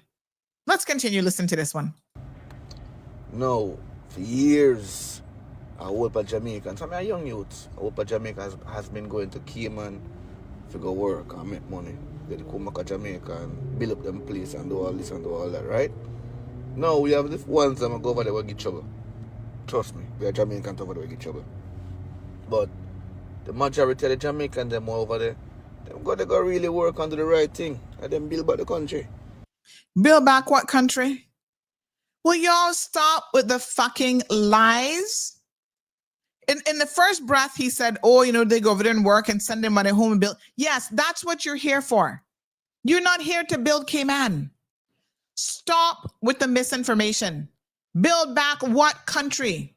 This man is an ignorant fool who has no clue what he's talking about. And after hurricane did damage over there now. The Jamaicans go back and go help them work and build up the country. Yeah, you didn't help us work and build out no country for free. We needed labor, and your Jamaicans came here, worked, got work permits, made good money. Lots of overtime was flowing back in those days. And you worked and you got paid for your work. How many of them would have come here if it was free? In other words, we weren't going to pay you anything. Just come and help us. I would like to see then. He's acting like, blah, blah. And that's all they can refer to as Hurricane Ivan. Over 20 years ago, Bobo. And your facts are completely incorrect. That's not how it happened. People came here. They were anxious to come here so that they could make money to build their own lives. They're not building nothing for Cayman. If you work in a job, you are working for your salary. You are working for your pay. What else do you expect to work for? So now the people in Cayman are them feelings and want the Jamaicans out because quote unquote them can't get no work. And where is he getting this from? This is where I'm like woefully confused, right? Because I honestly don't know. He claims TikTok, according to TikTokers. What TikTokers is he referring to? I don't know anything. Listen to this. Them, but I over fault to let me understand over fault. If you can't do the own work, hold on, and the importing Jamaicans to the work for the, and now the own people them no want hire Udo. They only want Jamaicans in a them place of work. Okay, none of this don't make no damn sense. Okay, what is he talking about? I don't know of any wholesale movement to get Jamaicans out of Cayman. But certainly not by Caymanians. Might be your own Jamaicans trying it. I don't know. But that's not happening here. And also, I don't know what he's talking about with Jamaicans competing with Caymanians for jobs. Because the competition not coming from Jamaicans. The type of jobs that most Jamaicans will take on and that they actually want are not the same jobs that by and large, I mean, obviously there's always exceptions, but by and large, that morning, boss. Hey, Miss San, good morning. How are you? I'm on air, so let me ring you when I finish. All right, then, Mums. No problem at all. Okay, cool. All right. Bye. See, one of my Jamaican brethren there now. By and large, that is not what is happening here at all. We're not competing with Jamaicans for jobs. Well, there's a few exceptions. Let me be clear. But the vast majority, I'm like, what is he talking about? He's getting all this off of TikTok, but he better try and follow some new people on TikTok because he don't know what he's talking about. None at all. So, or go to the government and so he also makes this point. You work for the, and now the own people them no want hire Udo. They want what other? Our own people don't want to hire other. So it's the Caymanians who are taking out work permits for all sorts of people. And Caymanians, such as myself, hire Jamaicans all the time. Yeah? A lot of it has nothing to do with, oh, well, it's going to come down to Jamaican or Cayman. No. You can't find too many Caymanians, the jobs that I'm hiring for, that are interested in. And again, this is construction and labor. If you're doing renovations, you're doing lawn work, whatever, the vast majority of people in those businesses are actually Jamaicans. So I'm confused about what this dude's even talking about. Only want Jamaicans in a them place of work. Okay. So or go to the government and make the government start put into place this and put into place that if it take time, squeeze out Jamaicans. Really? And a lot of Jamaicans now recognize that they get squeezed. The man them not tell them to leave, directly, but them. El Ray says he means that Jamaican contractors don't want to hire Jamaicans. Try and hush, El Ray. You're talking too much sense. Huh, interesting. Things into place to make sure say or to leave. So all you need to do, just leave. What are we putting in place to make Jamaicans leave? I mean, the rollover has been in place for everybody. That is not specific to Jamaicans. Years ago, we tried pulling back because people were saying there's too much of any one nationality here, so let's try to limit it. That didn't work out too well. They got rid of that, right? Because the same Caymanians are like, nope. When it comes to painting or this or that, they don't have too many Caymanians who are really going to be lined up for those types of jobs. And it's easier to bring in someone from Jamaica as opposed to bringing them from halfway around the world. But for the record, most Jamaicans need to worry about other nationalities competing for their jobs, not Caymanians, if that's even a thing. I see next time their country fuck up, don't go back. Make them build their own country by themselves. Because as far as I see them for the bumble stinking drunkard and ungrateful, the blood clot ungrateful. Well, look here and get the work them in their own country because hold on. I'm trying to pull him up on screen at the same time, right? Because I'm confused. You see, it's so shocking that right now your country, when you talk about a country that's fucked up by a hurricane right now, that is the boat that you guys are in. Okay? What his name is, Dede, whatever his full name is, his TikTok name. Your country right now, of all the times that you should be having this conversation, this is really the worst time that you should be saying it, right? Because y'all believe there's some conspiracy against Jamaica. Apparently even God is conspiring against you. One of the worst hurricanes ever to hit anywhere in the world just decimated Jamaica. And you have time to sit down and talk about and worry about Cayman, about, oh, the next time that we're in a situation, don't help us. When right now you all are begging the entire world for help. Dude, what you're saying makes no sense. The first ones that stepped off the plane to help Jamaica was Cayman. $1.2 million.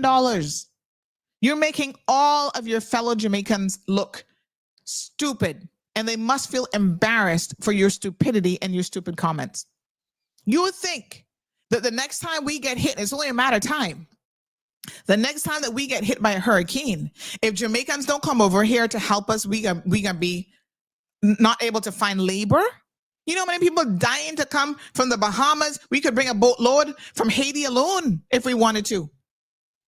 Try to get your facts straight. I hate when people get on TikTok and social media trying to sow division between people for absolutely no good reason. The very foundation of his statement about Caymanians trying to get rid of Jamaicans is incorrect. Who Caymanians marry more than anybody else? They're not even marrying their own people as much as they're marrying Jamaicans because they're looking for a little mixing up of the gene pool. They're hiring Jamaicans more than anybody else. They're getting in business with Jamaicans, et cetera, et cetera. Try to talk facts instead of spewing pure foolishness and nonsense. Jamaicans are more technical and more trained than you fuckers in our own fucking countries. And now, yes, because you seem so technical and trained. I'm sure of that. More technical and trained. Let me think about that. Let's take the trades, for example, right? Most of them are here and, they're on the lower level end of trades. Exactly, Leanna, right? They're the lower end of the trade scale. They're not more technical or more trained. In fact, when I speak to some of the guys in the industry, and they're Jamaicans, right? I know a guy just built a fourplex and he primarily used Jamaican workers. He's Jamaican, been Cayman long time, whatever. And he said to me, Sandy, if I had to tell you the number of Jamaicans I've had on my job that don't know what the fuck they're doing, right? Claiming that they're electricians and they have no clue whatsoever. He says, I have to watch these guys like a hawk because they will mess up things on my job.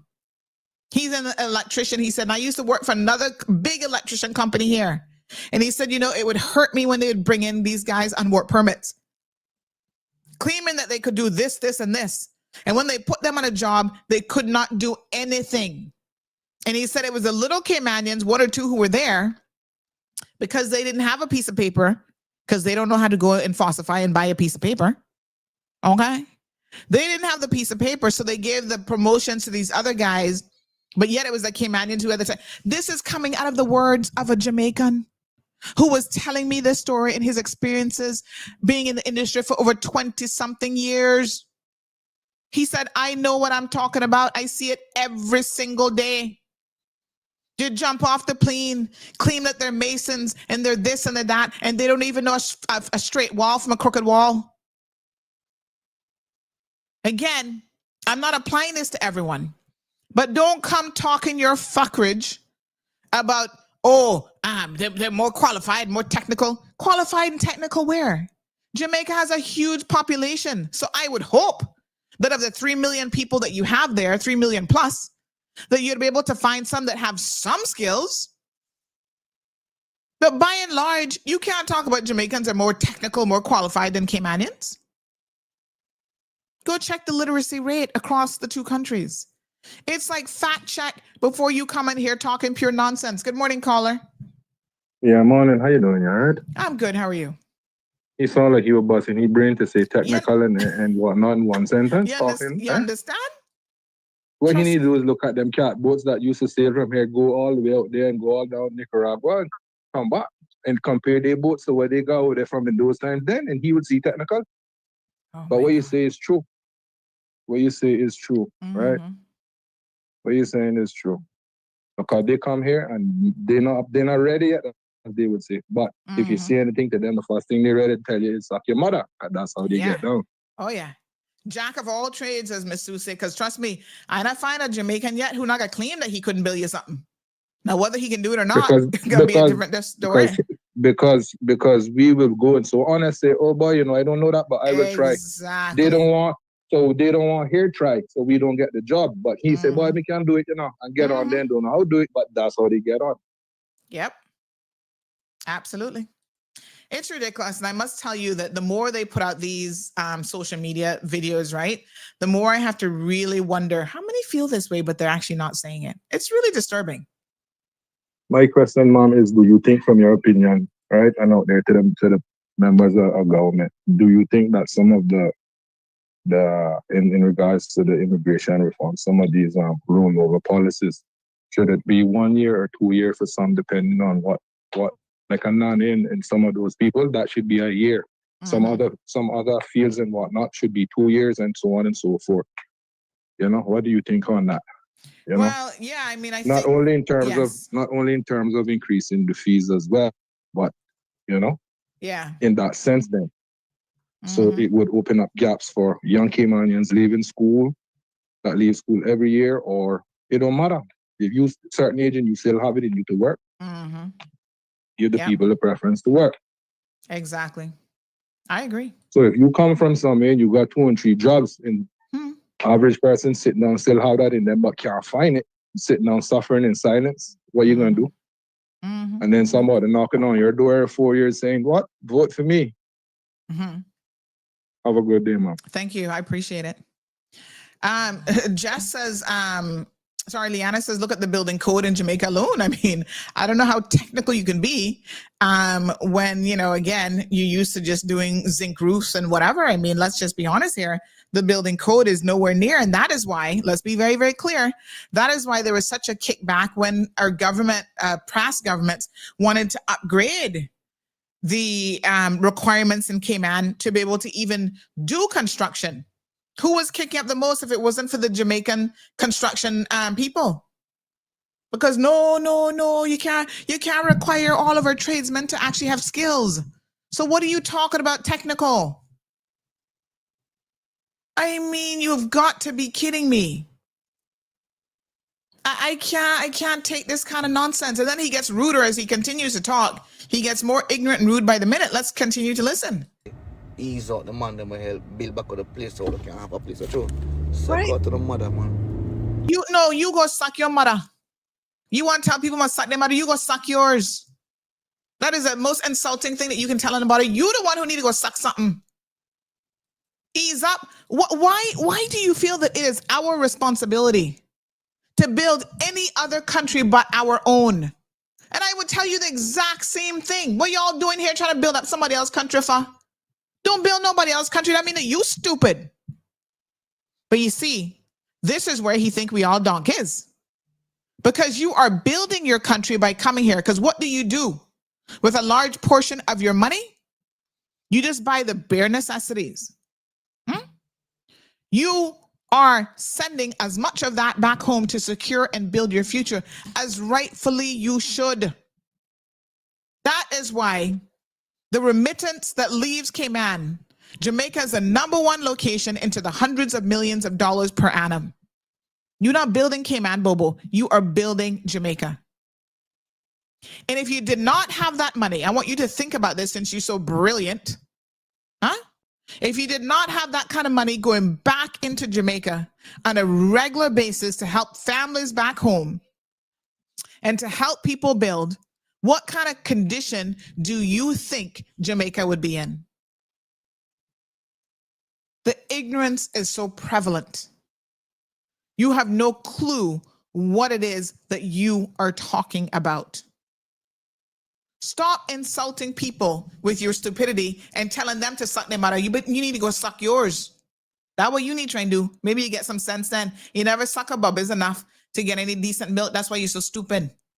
But I hope Jamaica wake the fuck up with too enough. Wake up. With too Yeah, bumbo clot. No, that's our problem. The way we run go. We go help this and help blood clot that. And then they end up turn my way. More one time it blood clot. Because I want her to look a bad egg in the blood clot thing. We get trouble. They take you and paint every fucking body. No what did I do? Well, you guys know what the fuck you were doing. We're not painting everybody, but we can see what caliber of Jamaican you are. That's for sure. You're not no caliber, nobody. Music Jamaican, them come home, they come build back with a blood clot island. Now they wash it on them. Freedom of speech and freedom in Cayman. So to the Cayman government go suck it.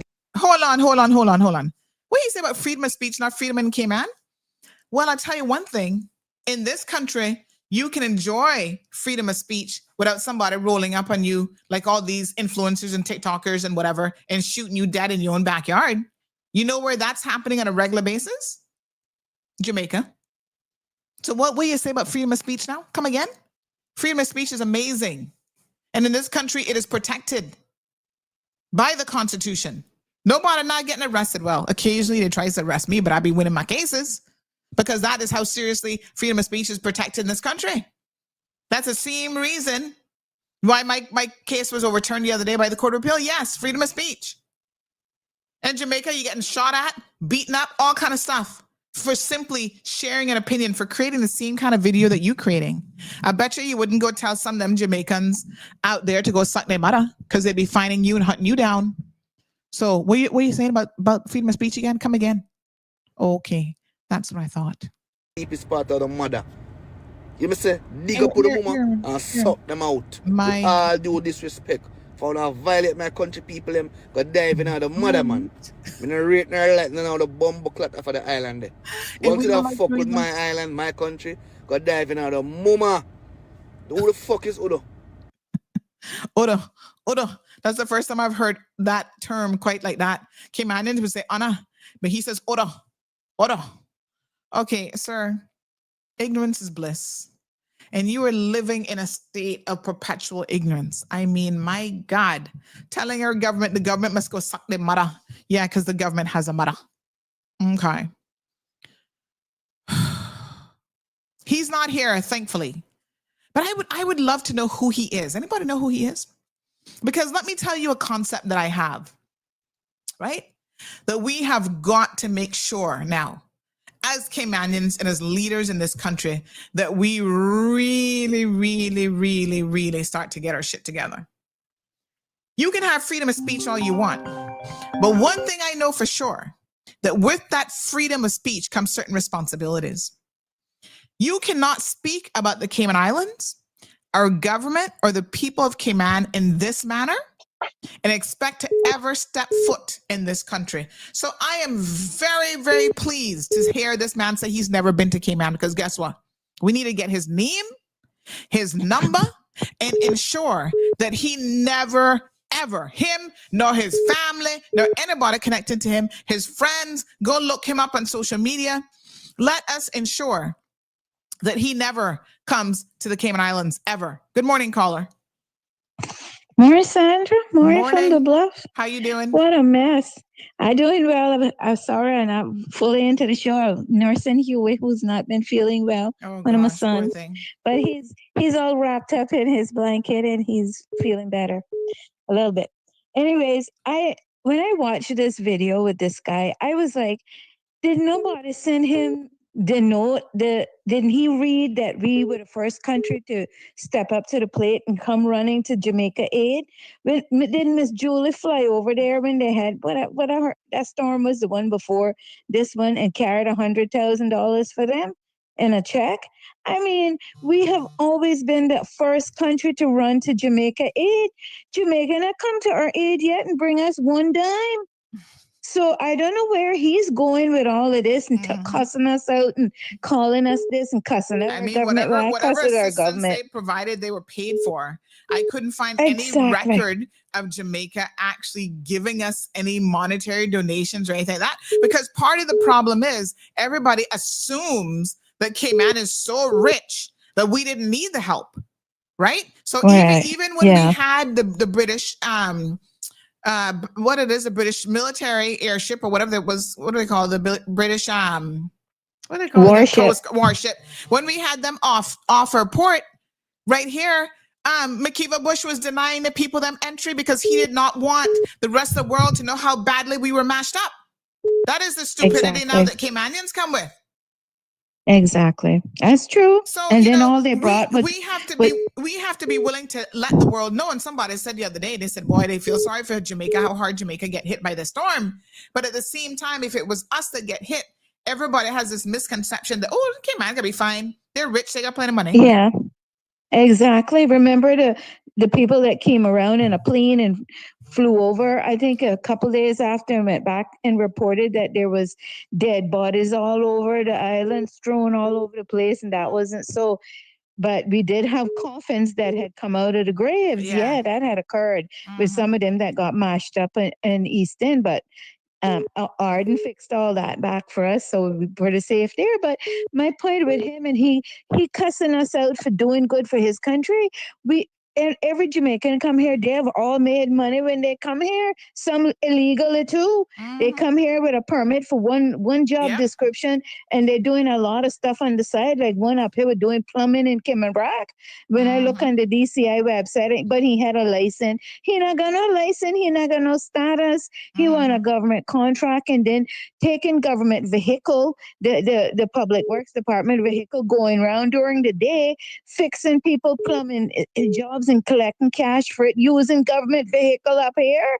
I mean, they do a lot of illegal stuff in our country, so he can't talk shit about we this and we that when his people come here, earn their keep, and then some. They are single-handedly running the drug business in Cayman. Exactly. The Hondurans not giving them much competition. Let me give you this, since you all really want to know this.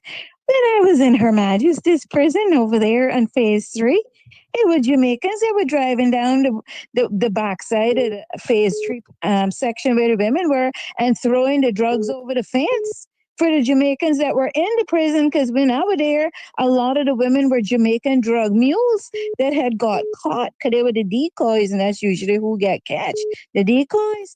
So that who was doing that? They were doing it. One of them was even a police officer was doing it. So I mean, and he was a Jamaican police officer with status. So they don't need to come and condemn us. And whoever he is, he needs to go sit down, shut up, and eat that dumpling, choke on it. You have a good day. Thank you, my dear. It is a mess. I mean, it really, really is a mess. It's so disappointing when people are so incredibly misinformed. Good morning, caller. Good morning. Morning. How are you? I'm good. I'm good. Did you miss me? I was wondering if you had gone away. Did you miss me? It's my question. I know. Well, yes, but sometimes I know you take your little trips. So, I said, well, when she come back, we'll hear from her. Yeah. I caught you a couple of mornings, but, I couldn't listen to everything. Okay. Because I know I'd be competing with cricket too, which is no real competition. Yes, and then I couldn't get to watch it, so I had to follow it online. No. And then with the time difference, that was a little problem too. They were playing New Zealand last, so with that time difference. Okay. But never mind, we lost all the matches, so. I decided that I wasn't going to be staying up to 4 o'clock in the morning to watch us lose. Yeah. And so, well, I can always figure out whether we can win it or not, whether we bat first or second. So once the first innings was over, I say, okay, you know what? I can go to sleep. I don't have to stay up for this. I know they're going to lose. So that's that. Not that I was wishing for them to lose, but when you know the game, you kind of know what the end result is going to be. And as we say, you cannot keep selecting the same problems and expecting a different result. And, when politics takes over, even in sports, it becomes a major problem. And that's what's happening in West Indies cricket. So until they've recognized that and fixed it, we're going nowhere except down. But anyway, I was wondering if you saw my comment this morning. And I said that we were talking about perfume. And I wrote... no. I was waiting for you to see it. I wanted to hear what you were going to say. Oh, okay. Anyway, some mornings we get so many. All I said was I wanted a bottle of Angel perfume, splash on. They have so many. Who makes that one? That's Tyree Mugler. Oh my gosh, they have so many fragrances now. I tell you, sometimes I walk in and they're like, oh, try these new fragrances. And they got like 10 new ones for the month. It's like, I don't know how they come up with so many. But I yeah. I like the original Angel. But they've made a couple of this, but I like the original one. And you know who introduced me to that? Lana Cayasso. Okay. Yeah, Lana introduced me to that. And because she know I like spicy perfume. She said, Brenda, we got in a new perfume I know you're going to like. And she got a little test and stuff. And then I said, Lana, this is so nice. And I knew Tyree Mugler because Ed, when he had Arabas, he used to sell clothes made by Tyree Mugler. Okay. Yeah, he's a German designer.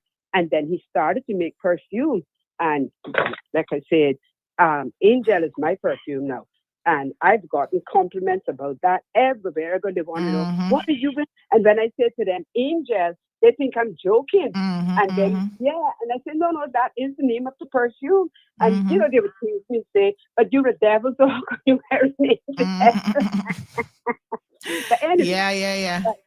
I just wanted to say this to you this morning, Sandra. I heard you playing that thing about this person telling us to go stuck out of a mama. You can imagine. Okay, so this is what I have to say about that. I have a friend who is Jamaican, and you might know the name. And if you don't know the name, I'm going to tell you the band that he plays with. Actually, he's the leader of the band. And, you know, with something like that, he would say to me, friend, don't even respond to that. Because from the time you respond to that, you're giving it credence. Okay? So that is what I have to say to whoever that idiot is. And they can feel any way they want to feel about us. All I have to say to them is what I have been saying forever. If you don't like us and you don't like our little island, then don't come here. Yes. And if you come here and you don't feel welcome here, you then have leave. an option. Absolutely. Please go home. Daily And flights. that I say to anyone, I don't care where you're coming from. Exactly. And Jamaica's mantra is Jamaica is for Jamaicans. So if that is their mantra and they live by that and they execute that, then you tell me, why is it different for us? They cannot go to the Bahamas and feel welcome there. They make it very known they don't want them there. It's the same thing in the Turks and Caicos Islands, in the BVI, in Bermuda, everywhere they go. That is what they are dealing with. But we don't hear them making videos cussing those people. So why are you cussing us? Why are you cussing us? Yeah. But it's sad. I have a feeling it goes back to the lack of education of our history and the false beliefs that they carry. Yeah. Because you can see how he was full of so much misinformation, right? It's like, where is he getting this stuff from? First of all, he admits that he's never been to Cayman. He should have stopped he should have stopped right there and say no more. And that's why I say, I'm going to repeat what I said before. Don't even signify it with a response, because then you're giving it credence. Yeah. Okay? You see, he got exactly what he wanted. And that was, but you know, trust me, part of me feels that way. And initially I wasn't. And then when I start seeing people like commenting and agreeing, and it's like somebody has got to be prepared to set the record straight, right? Yeah. Our politicians certainly not addressing them. And at some point, even the Jamaican government, honestly, they need to step up and say, hold on a second here. We shouldn't be allowing this type of rhetoric, knowing how closely Cayman is working with Jamaica now in terms of the recovery efforts, right? And how much we are doing. As a matter of fact, even to my husband, he's still sending something on boat this week to help people out. And I said, but you know, St. Mary, he said, no, people in the community need help. People, I'm just like, okay. You know, we will continue to help for years, but I'm telling you, when you have foolishness like this circulating, because if you know how many people sent me this, when we have people like this out there circulating this type of hatred in the community, you will find that more and more fewer Caymanians are going to want to help. So he's harming his own country? Exactly. I was just going to say, unfortunately, the innocent to suffer for the guilty. Exactly. And that is why I say I wouldn't even have dignified that by playing it. He got exactly what he wanted, but that was for you to air it. And I'm going to share something else with you. I'm going to tell you the name of the song that it comes from. Now, I can't sing, but there's this song written by Charles, and the name of the song is Let the Music Play. And in the song, there's a part where it says, don't make them bad mind people provoke you. Okay? So I would say that is how we should treat this. And the Bible, the 10 commandments, it's only 10. But in my opinion, I would have put the 11th one in as being ungrateful. Because while it's not one of the 10 commandments, I think it's one of the biggest sins. When people are ungrateful, you just have to cut them loose. Yeah. There's nothing you can do to change that. Very true. That's like being born male or female. That's not changing. You are ungrateful. And you could come out of your house and live on the road and give them your house. They can still be ungrateful to you. So what are you going to do for them? So that kind of stuff I ignore. I know that we have good Jamaicans here. And yes, they are now faced with catastrophic difficulties. And my heart bleeds for them. And what I have done is what I have encouraged everyone else to do. Every one of us know a Jamaican. Call them, find out how their family's made out. You want to make a contribution, give it to them. At least, they'll get it to their families. That's what I have done. Okay? And it is what I will always do. I did it with the Bahamas. I'll do it anywhere. I've been through Category 5 hurricane. Those of us who were here, we know what it was to go through a Category 5 hurricane. Exactly. And we were left at the mercy of the Almighty God. We were not allowed to take any help. Canada came to help. The U.S. came to help. They were sent away. Yeah.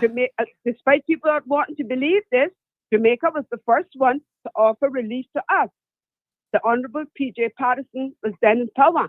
He sent his big old Airbus here with stuff, and Cayman government could not.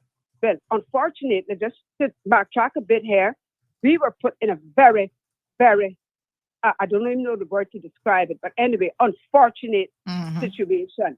Ivan hit Cayman exactly 1 week to the day when the House had just dissolved. And for those who know or do not know how our government works, when the government is dissolved, then all powers vest with the governor. Yeah. So in other words, the leader of the government, which is what it was back then, has no say. The opposition has no say. They can talk all they want, but they can't make a decision. So all powers vested in the governor. And I suspect that England was then instructing the governor because their words were, oh, we were self-sufficient. We didn't need help. Okay? And they sent, you were talking about what they said in here. That was one of their submarines, one of their naval ships that circles around the Caribbean. So they sent them here. They came on shore for a few hours, according to them, to do an assessment. They didn't bring anything, okay? They didn't even bring a bottle of water with them. They walked around, they looked at the devastation, and what they told England, I don't know, and I guess we'll never know. Maybe they just agreed with England, we didn't need help. And despite Cayman not being able to take assistance from anyone, I will say this for the Honorable P.J. Patterson, he continued to send drinking water, okay? So at least we got that, what he sent. And what we have now done for Jamaica is what we have done for all of our Caribbean neighbors. I think you will remember last year, was it Beryl that had hit the little island there that belongs to I can't remember, but we're always helping because every time the government's help, the people cussing them to say, why you keep helping people for? But it's just that much more hurtful when they're so incredibly ungrateful. I was seeing a headline this morning that I can't remember what entity went into Jamaica, but the level of devastation there, even the worldwide agencies that are able to now get in, they are shocked to see the level of devastation that is happening. Instead of this TikToker using whatever little followers he has to try to advocate for something positive and to get Jamaica the help that Jamaica needs from all over the world. He is sitting down fixated on Cayman. Somebody said he must have vexed because he never got a work permit to come here.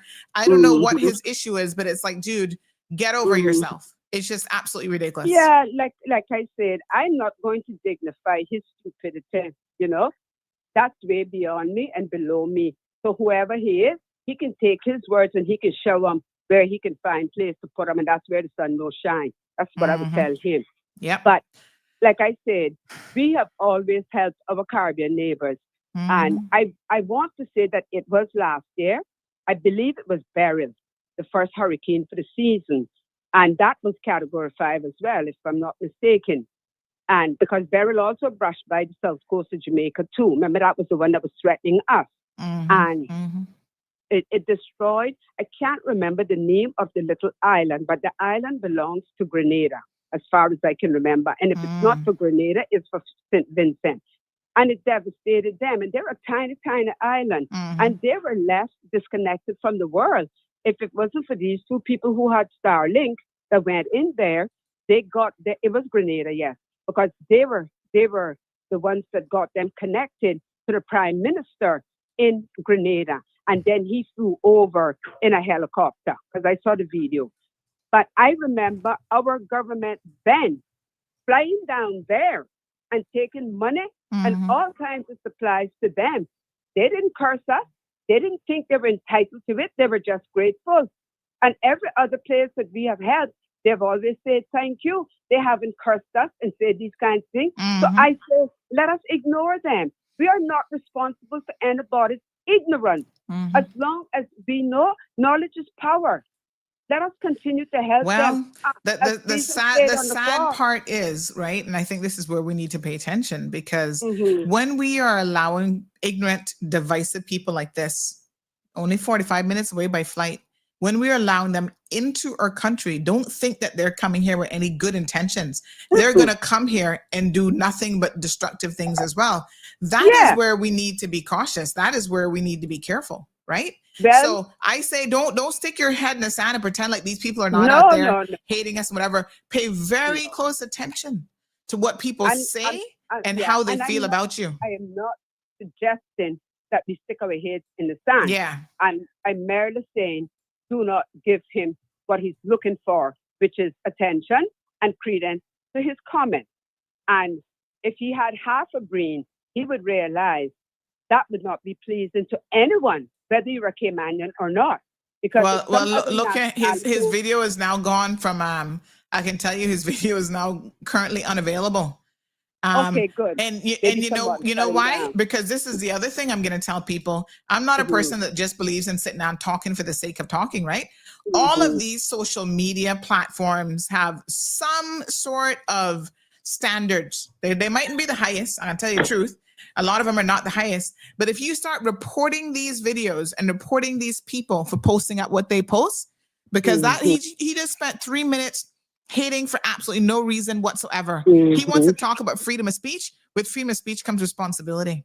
Exactly. So what you guys need to start doing, and I said this to the first lot of people who were messaging me, I said, here's instructions on how to report this video to TikTok.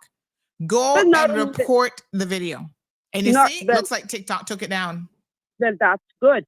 And remember that as far as Facebook is concerned, they stop monitoring anything for facts and vulgarity and so on. And I'm happy. I don't use TikTok, but I'm happy to know that they're monitoring their stuff. But like I said, there's several things that pop up for me. And, the curiosity, I might click on it. But the minute it starts, the first two sentences or I don't like it, I just come out of it. And I delete it. And I say to people, do not send me stuff like this. I don't have time for this kind of ignorance. So, what I would say, as much as it's disrespectful, it's ungrateful and so on, do not let it poison your mind towards anyone you may have wanted to assist or anything you may have wanted to send. Because, as I said, if he had half a brain, he would have thought about all of that before he sat down to do something like that. Because while he's focusing on Cayman, what he also needs to realize? People in other islands and other countries, will listen to that. And you know what they'll say? Oh, really? This is how you feel towards them two little people. Them little people that come from that little white war country.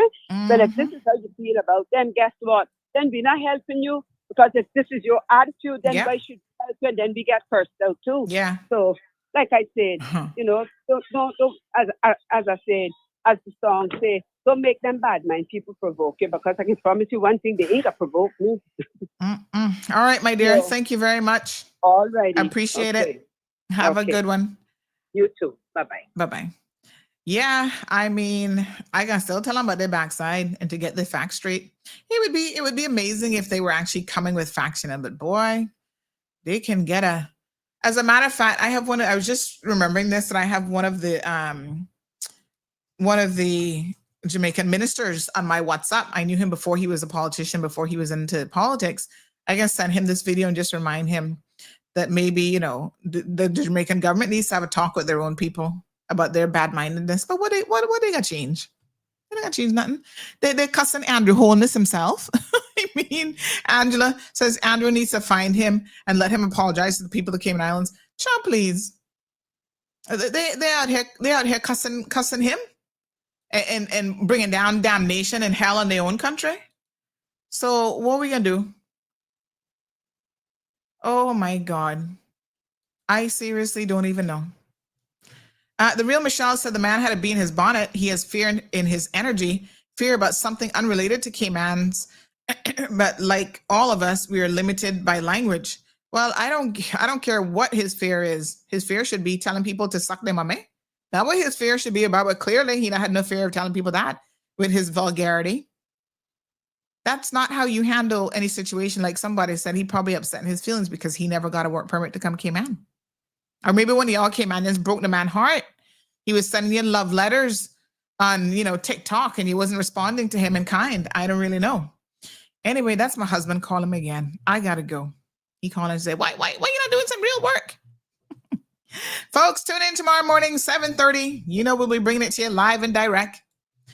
Talk to you mañana. Until then, let me go answer my husband's phone call. Bye-bye. Thank you for tuning in to another episode of The Cold Hard Truth on Bobo 89.1 FM.